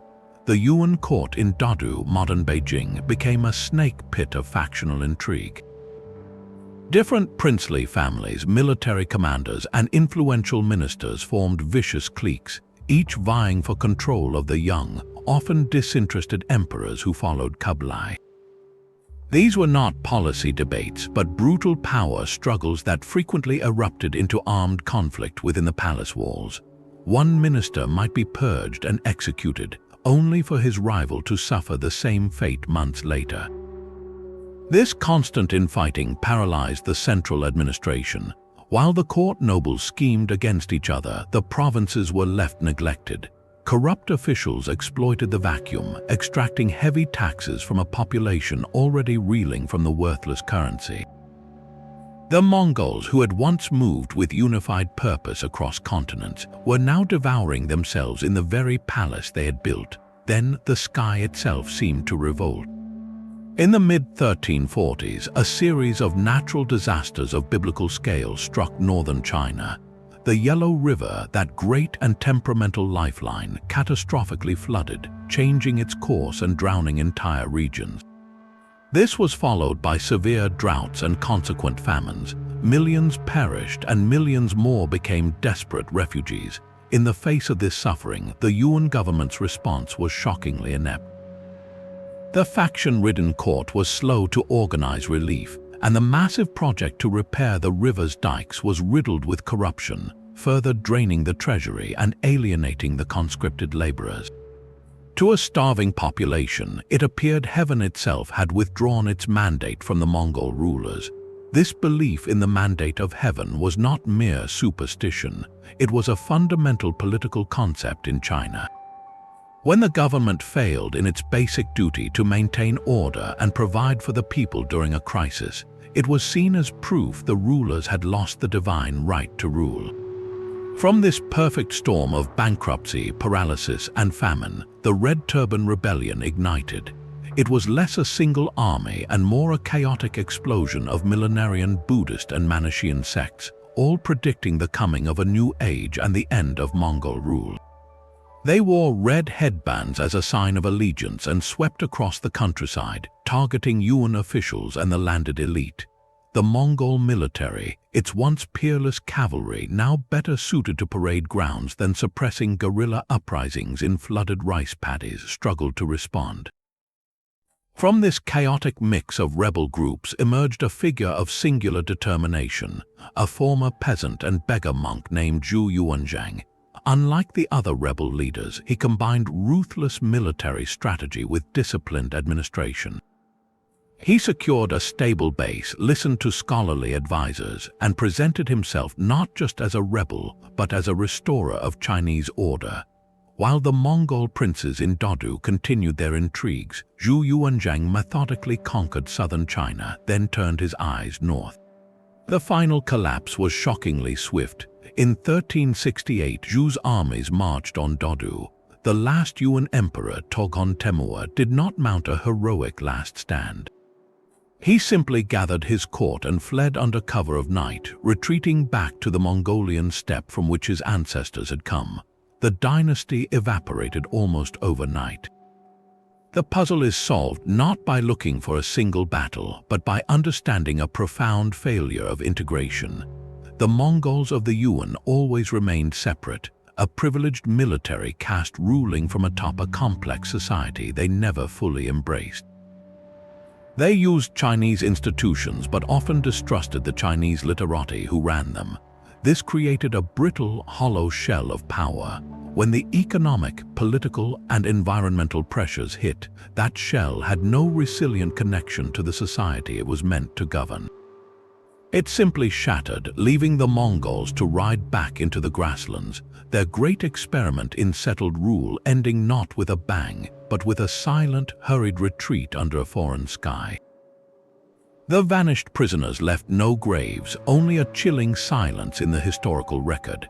After battles that captured tens of thousands of enemy soldiers, a logistical puzzle emerges, one far darker than simple battlefield casualties. Where did all those men go? The immediate answer is often massacre, and the Mongols were certainly capable of horrific collective punishment to terrorize future foes. Yet the sheer, repetitive scale of these captures defies a policy of universal slaughter. To kill every prisoner after every major victory would have been a staggering waste, not just of life, but of a critical resource. The Mongols were the ultimate pragmatists, and a captive army represented a potential asset to be processed with cold efficiency. Their fate became a matter of imperial utility, a mystery of human logistics. One common path was forced conscription. The Mongols had a long tradition of absorbing defeated tribes into their own ranks, and this practice scaled up dramatically. Captured soldiers, especially those with skills like archery or siegecraft, could find themselves pressed into service. They were often placed in the front lines of the next battle, used as cannon fodder to absorb the enemy's first charge and reveal their tactics, sparing the more valuable Mongol cavalry. This was a brutal form of testing and assimilation, where survival could mean a grim incorporation into the machine that had just defeated you. Another fate was dispersal through slavery. The Mongol conquests created a vast, continent-spanning slave market. Prisoners were marched thousands of miles from their homelands and sold across the empire. A Chinese farmer might end up tending a field in Persia. A Russian woodsman could be sent to a shipyard in Korea. This systematic scattering served a dual purpose. It provided labor for massive projects, and it severed cultural and familial ties, making organized rebellion among the displaced virtually impossible. The most haunting use, however, was as human currency in siege warfare. Accounts speak of captives being driven ahead of Mongol assaults to fill moats with their bodies, or to force defenders on city walls to slaughter their own countrymen. This was psychological warfare of the most devastating kind, but the most telling clue to this mystery is the deliberate, long-distance transfer of specialized knowledge. We have records of Chinese siege engineers being sent west to help breach the walls of Baghdad, and Persian hydraulic experts being sent east to manage water systems in China. This was not random slavery, it was a targeted redistribution of human capital.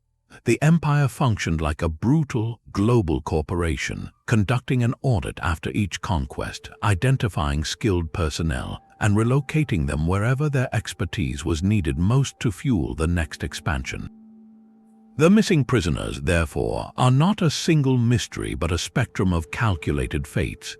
Their disappearance highlights the empire's core operating principle. Every element of a conquered society, from its wealth to its people, was an asset to be logged, categorized, and exploited. The silence in the record is not an absence of data, but the echo of a system that viewed human beings as just another form of inventory, to be expended, traded, or repurposed with detached, world-altering precision. From the grim calculus of human assets, we arrive at a far more profound transformation of the soul. The Mongol Ilkhanate in Persia presents a spiritual riddle that reshaped the world. These were the grandsons of Hulagu Khan, the man who infamously sacked Baghdad, drowned the last Abbasid caliph in a carpet, and presented himself as the scourge of Islam. Yet within 2 generations, his descendants were not just tolerating the faith, they were its fervent converts and patrons. Why would the destroyers of the Muslim world's symbolic heart choose to embrace its religion so completely? The answer is a masterclass in political survival, revealing how the conquerors were ultimately conquered by the very civilization they ruled. The initial decades of Ilkhanate rule were unstable. They were a tiny Mongol elite ruling over a vast, sophisticated, and resentful Persian populace. They relied on a complex bureaucracy staffed entirely by Muslims, from viziers to tax collectors. This created an impossible tension. How could a Buddhist or shamanist command the loyalty of administrators whose deepest cultural and spiritual identity he fundamentally rejected? Every decree passed through the hands of men who saw their rulers as pagan outsiders. Rebellion simmered constantly. Converting to Islam was not a sudden spiritual awakening, but the ultimate strategic maneuver to secure power. By adopting the faith of the majority, a Mongol ruler could bridge that critical gap. He could claim legitimacy not just by the sword, but by divine favor, positioning himself as a proper Muslim sovereign. This political calculation was perfectly embodied by Mahmud Ghazan Khan. Before his conversion, Ghazan was raised as a Buddhist with deep ties to that faith. But upon seizing the throne in 1295, he made a breathtaking public pivot. He embraced Islam, took the name Mahmud, and ordered the destruction of Buddhist temples, Christian churches, and synagogues across his realm, building mosques in their place. This was performative politics of the highest order. Ghazan was sending an unmistakable message to his Persian subjects and, crucially, to his own restless Mongol nobility. The Ilkhanate was now a Muslim state. His conversion was followed by a series of sweeping reforms, standardizing currency and land taxes, often advised by his brilliant Muslim vizier, Rashid al-Din. The message was clear: Islam was not just a personal faith, it was the new operating system for the empire. The conversion also served a vital purpose in the fractured Mongol world. By the late 13th century, the unified empire was a memory. The Yuan dynasty in China was championing Tibetan Buddhism. The Golden Horde in Russia was flirting with Christianity and Islam. The Ilkhanate, by fully embracing Islam, carved out a distinct ideological identity. It allowed them to rally local Persian support against their Mongol rivals, particularly the Muslim Mamluk Sultanate of Egypt, by framing their wars not as Mongol infighting, but as a jihad against a common enemy. This decisively slammed the door on the decades of secret diplomacy with Christian Europe. The proposed Crusader alliance, those letters pleading for a joint attack on the Mamluks, instantly became obsolete. How could a Muslim Khan now justify helping Christians capture Jerusalem? That geopolitical dream evaporated overnight. The final act of this mystery is the most profound cultural assimilation. The conversion was the gateway. Once the Ilkhans became Muslim, they ceased to be Mongol outsiders and became Persian kings. They patronized Persian art, architecture, and literature, commissioning masterpieces like the Jami al-Tawarik that wove their own lineage into the tapestry of Persian and Islamic history. They spoke Persian, adopted Persian court rituals, and were buried in Persian-style tombs. Within a few generations, the descendants of Hulagu were culturally indistinguishable from the Shahs they had overthrown. The conquest had flowed in reverse. The conquerors were absorbed, leaving behind a haunting question: when an empire changes its faith, is it a sign of weakness or the ultimate cunning adaptation for immortality? The spiritual conquest of Persia was mirrored by a quieter, more profound rewriting of history back in the Mongolian heartland. Centuries after the empire's political collapse, a new kind of chronicle emerged, one that sought not to record the thunder of hooves but to hear the chime of a prayer bell. This is the White History, a later Mongolian Buddhist text that performs a breathtaking ideological makeover, transforming Genghis Khan from a conquering warlord into a sacred figure, a manifestation of a bodhisattva, an enlightened being who delays his own nirvana to help others.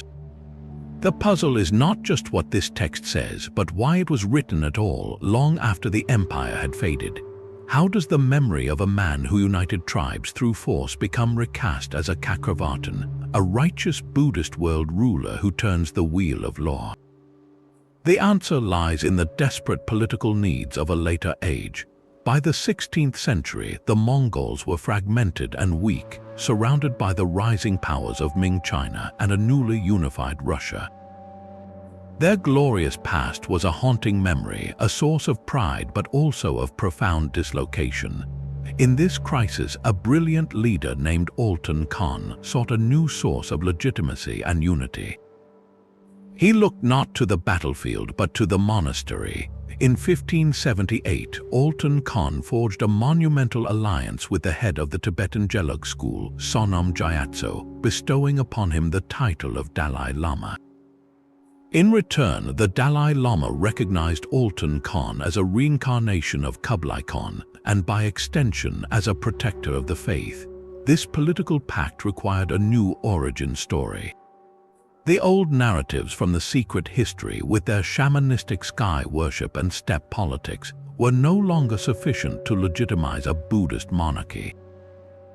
The White History provided that sacred lineage. It wove Genghis Khan into the fabric of Buddhist cosmology, claiming his victories were not for personal glory, but to prepare the world for the spread of the Dharma, the Buddhist teachings.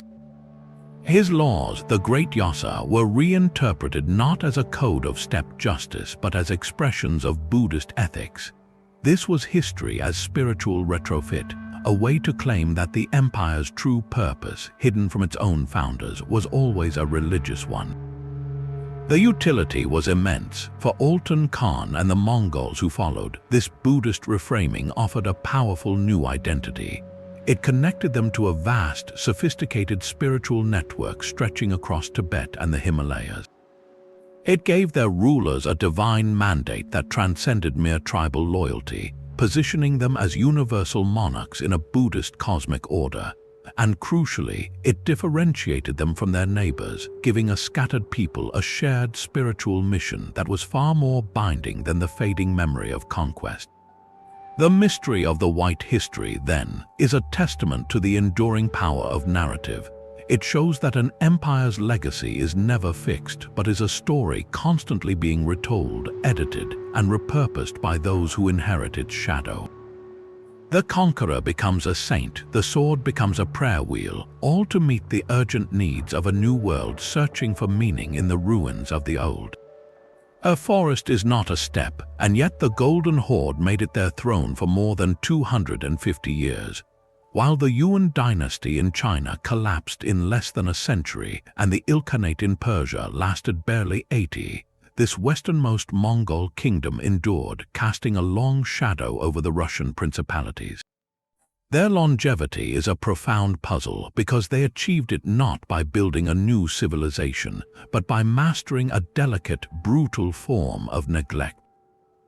The secret was a system of indirect rule, a ghostly governance that extracted wealth without the burden of direct administration. The Khans of the Golden Horde never intended to settle the dense Russian forests or rule its cities directly. Instead, they established their capital, Sarai, on the familiar open steppe of the lower Volga River. From this distant power center, they issued a simple, terrifying command to the Russian princes: pay tribute and show obedience or face annihilation. This was the infamous Mongol yoke, not an occupation, but a protection racket on a continental scale. The mechanism was the Baskak, a Mongol tax collector or overseer, but more often the Khans relied on the princes themselves to do the grim work of extraction. They would grant a yarlik, a charter of authority, to a compliant Russian prince, designating him as the Grand Prince with the right to collect tribute from his rivals in exchange for loyalty and a steady flow of silver and slaves. This created a devastatingly effective divide and rule strategy. Ambitious Russian rulers, like the princes of Moscow and Tver, competed fiercely for the favor of the Khan, each trying to outdo the other in delivering wealth and denouncing their rivals as disloyal. The Mongols expertly stoked these rivalries, playing one principality against another, ensuring that the Russian elites were too busy vying for a title granted by Sarai to ever unite against their distant overlords. It was governance by manipulation, a cold political calculus that required minimal Mongol presence. Why did this model last so long? The environment itself provided an answer. The thick forests and marshlands of northern Russia were alien and difficult for the Mongol cavalry, the very heart of their military power. Trying to administer these lands directly would have bogged them down in a costly, frustrating occupation. By staying on the open steppe fringes, they remained in their element, their mobile armies able to strike with terrifying speed if called upon, but otherwise living separately from the people they taxed. Their demands were consistent and crushing but predictable, a tax on survival that became a grim fact of life for generations. The second key to their endurance was gradual assimilation, but on their own terms. Over the decades, the Golden Horde underwent a slow, profound transformation, converting to Islam under Khan Uzbek in the early 14th century. This connected them to the wider Islamic world of trade and diplomacy, but crucially, they did not impose this faith on their Russian subjects.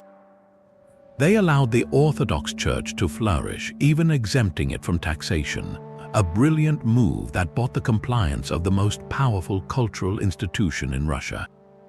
The Church, in turn, often preached submission to the Khan's authority as a divine punishment for Russian sins, further stabilizing the arrangement. The fragmentation, when it finally came, was not from a Russian uprising, but from the same internal rot that plagued all Mongol states, succession crises and dynastic strife. In the 15th century, the Golden Horde splintered into competing khanates, the Crimean, Kazan, and Astrakhan. It was this internal weakness that the rising Grand Duchy of Moscow finally exploited, refusing tribute and defeating a weakened horde at the stand on the Ugra River in 1480. The yoke was not thrown off in a heroic battle, but simply ceased to be enforced. The mystery of the Golden Horde's longevity, therefore, lies in a paradox of power. They ruled most effectively by choosing not to rule directly. They built an empire of tribute, not territory, mastering the art of remote control through fear, favor, and the perennial divisions of those they dominated. Their legacy was not in laws or architecture left in Russia, but in a centralized autocratic model that the princes of Moscow, having studied their overlords for centuries, would eventually adopt for themselves, turning the tools of the yoke into the foundations of a new Russian state. The ghost of the Golden Horde faded, but the final, legitimate emperor of the world-spanning Yuan dynasty was still breathing the cold air of the steppe. Toghon Temür, known to history as the last great Khan, did not die on a throne in Beijing, but in exile, a king without a kingdom. In 1368, as the rebel armies of Zhu Yuanzhang closed on his capital, he made a decision that echoed with profound symbolism. He abandoned the forbidden city, gathered his court, and fled north back to the ancestral grasslands of Mongolia. He was not captured, he simply vanished into the landscape from which his empire had sprung. His death 2 years later, in 1370, closed the book on the unified Mongol Empire, but it opened a mystery that has haunted Mongolia ever since. What became of the man, and more importantly, what became of the treasures he carried? The imperial seals, the sacred regalia, the very objects that certified a ruler as the legitimate successor of Genghis Khan, disappeared with him. These were not mere jewels, they were the constitutional heart of the empire, the physical proof of the mandate of heaven as interpreted by the steppe. Their loss was a catastrophe for later Mongol rulers. Without these seals, any claim to be the true Great Khan was just that, a claim lacking the divine paperwork. It meant that no subsequent leader, no matter how powerful, could ever fully reassemble the symbolic authority that Toghon Temür took to his grave. This created a permanent legitimacy crisis, fragmenting Mongol politics for centuries as various clans fought for a title that had lost its official stamp. Legends quickly bloomed around his exile, painting him not as a failed emperor, but as a tragic, almost romantic figure, the lost Khan. One tale says he spent his final years in contemplative prayer, a Buddhist ruler reflecting on the impermanence of worldly power. Another, more poignant story claims he died of a broken heart, longing for the splendor of his lost capital in Dodu. These narratives served a purpose. They softened the sting of defeat, transforming a military and political collapse into a spiritual journey. They allowed the Mongolian people to preserve a sense of dignity and continuity, framing the end of the empire not as an erasure, but as a return to their nomadic roots, a closing of a grand but unnatural circle. The mystery of his final resting place is as guarded as that of his ancestor Genghis. Some traditions point to a site in the mountains of the Kentiai range, while others suggest a humble burial somewhere on the rolling plains, deliberately unmarked to avoid desecration by the new Ming dynasty. The search for his tomb and for the seals is more than archaeological. It is a quest for a missing piece of the national soul. For modern Mongolia, Toghon Temür represents a profound duality. He is both the symbol of a glorious pan-Eurasian past and the embodiment of a painful retreat into isolation. His flight marks the precise moment the world empire contracted back into a heartland. The mystery of what he carried away persists because it represents a door left tantalizingly ajar, a question of what might be reclaimed. If those imperial seals were ever found, would they still hold power? Could they reignite a sense of unified destiny? or are they now simply beautiful relics of a world that can never be rebuilt? The last great Khan took the empire's soul with him, and its whereabouts remain one of history's most poignant unsolved puzzles. The legacy of a fallen emperor is measured in more than lost seals or silent tombs. It can be etched into the very air we breathe in a planetary sigh of relief. This brings us to a startling modern mystery that connects the sweep of history to the science of our climate. Did the Mongol conquests, in all their terrifying devastation, accidentally cool the entire planet? It is a hypothesis that sounds like science fiction, but in 2011, a team of researchers published a study that made this very claim. Their argument rested on a grim but logical chain of events. The Mongol invasions caused catastrophic depopulation in many settled regions, particularly in China, Persia, and Eastern Europe. When agricultural lands were abandoned because the farmers who tended them were killed or fled, something remarkable happened. Forests grew back, grasses and shrubs reclaimed the fields. This natural reforestation, happening on a continental scale, meant that vast new tracts of vegetation were pulling carbon dioxide out of the atmosphere and storing it in wood and soil. The researchers estimated this process sequestered around 700 million tons of carbon, enough to contribute to a noticeable dip in global carbon dioxide levels during the 13th and 14th centuries. They pointed to ice core data from Antarctica that showed a slight decline in atmospheric carbon dioxide right in the middle of the Mongol expansion, a period when other natural factors could not fully explain the change. The implication was staggering. Human activity, even in the form of medieval warfare, had already begun to alter the global climate system centuries before the Industrial Revolution.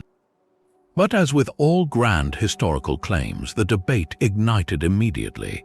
Critics questioned the methodology, pointing out the immense difficulty of estimating medieval populations, let alone the exact acreage of farmland abandoned and the rate at which forests would have reclaimed it.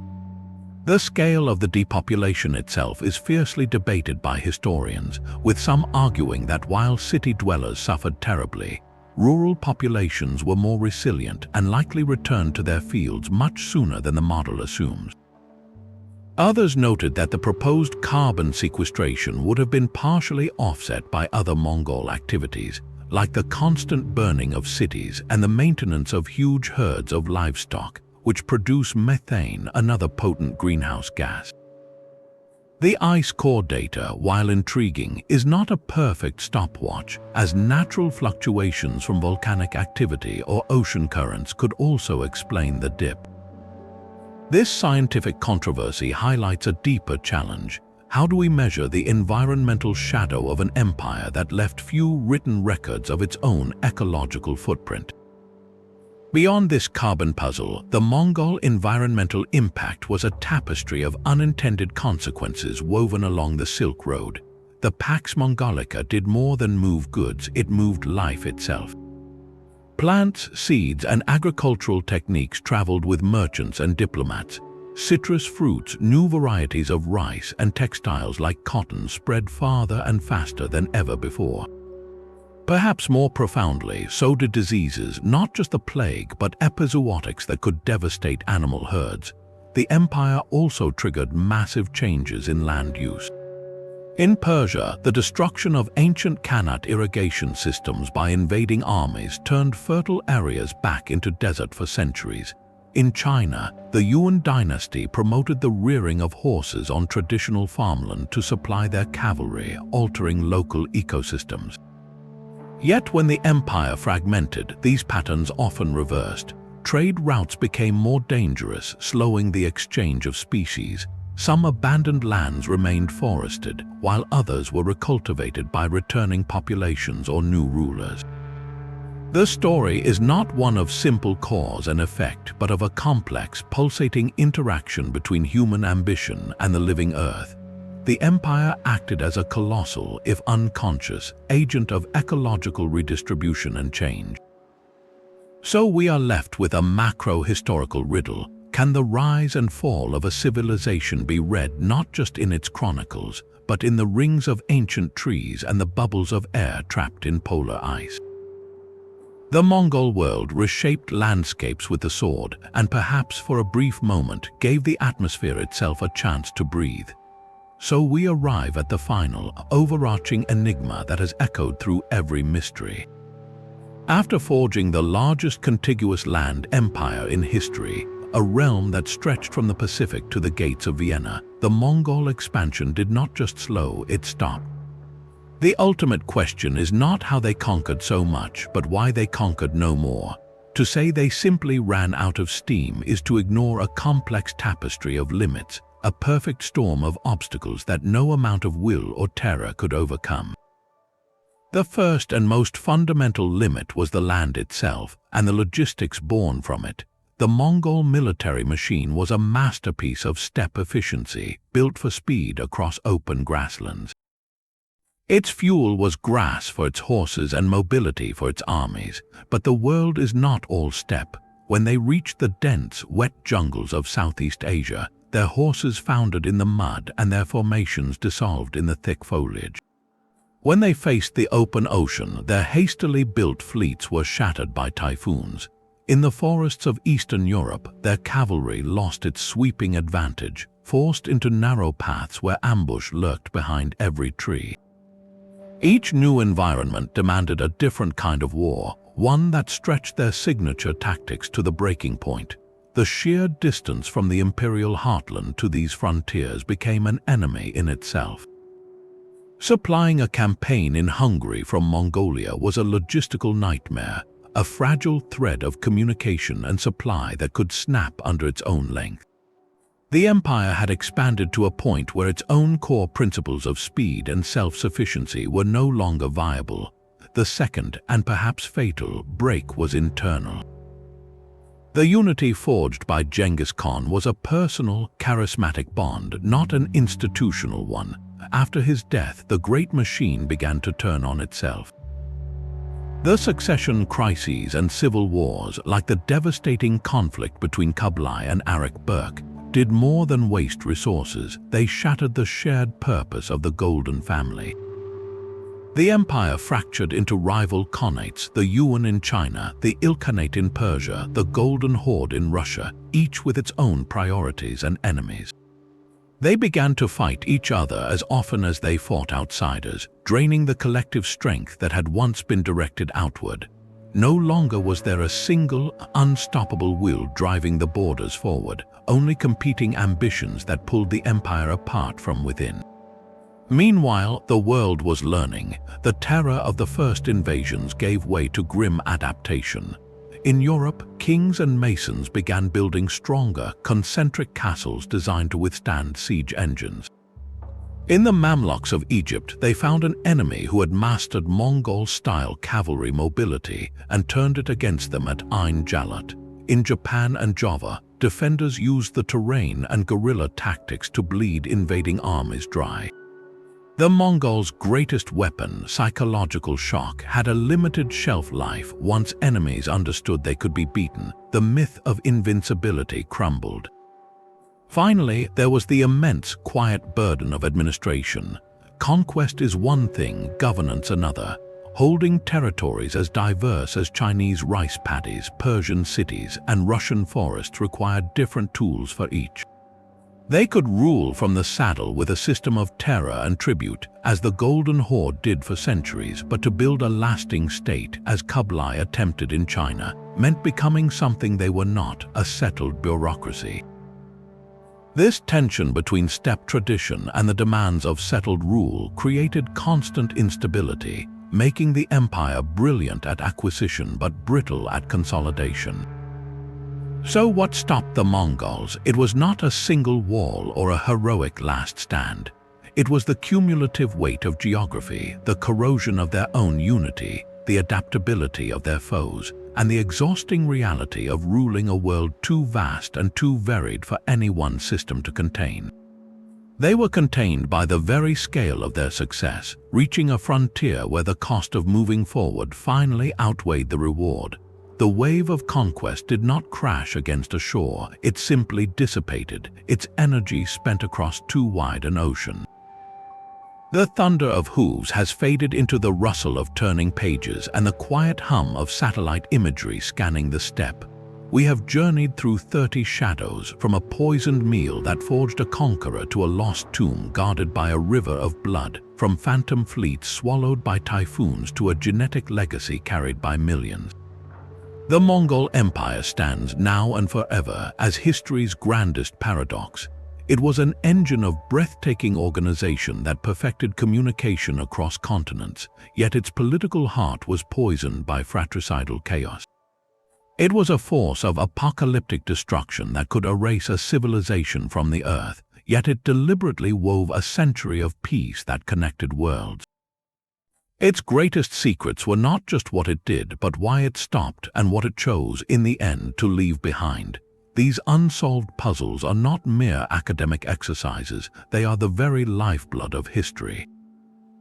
They are the unanswered questions that keep an era from becoming a dusty footnote, transforming it into a living conversation. Each missing manuscript, each unmarked grave, each debated decision is a door left slightly ajar, inviting us to look closer, to question the official story, and to listen for the whispers behind the chronicles. The mysteries force us to grapple with the uncomfortable complexities of human ambition, to see the conquerors not as monsters or demigods, but as architects of a world they could not fully control, facing limits not of courage but of geography, biology, and their own human nature. Perhaps the empire's most profound and lasting mystery is the one we live inside. Look at the interconnected world around you, the trade routes that are now digital highways, the cultural exchanges that happen in an instant, the very idea of a global system. The blueprint for this reality was first drawn at a continental scale under the Pax Mongolica. The paths they carved, both physically across the steppes and intellectually between east and west, never fully closed. They bent the arc of history, accelerating the transfer of technology, disease, and ideas in ways that set the stage for the modern age. Their legacy is not a statue in a square, but the very shape of our shared story. A reminder that the past is never truly past, but a foundation upon which our present is uneasily built. So we leave you with this final question: of all the 30 mysteries we have explored, from the star cluster in our DNA to the silence of the lost Khan, which one captures your imagination the most? Where does your curiosity lead you in the shadow of the empire? Share your theories in the comments below. And if you crave more journeys into the heart of historical enigmas, be sure to subscribe. The past is full of doors waiting to be opened.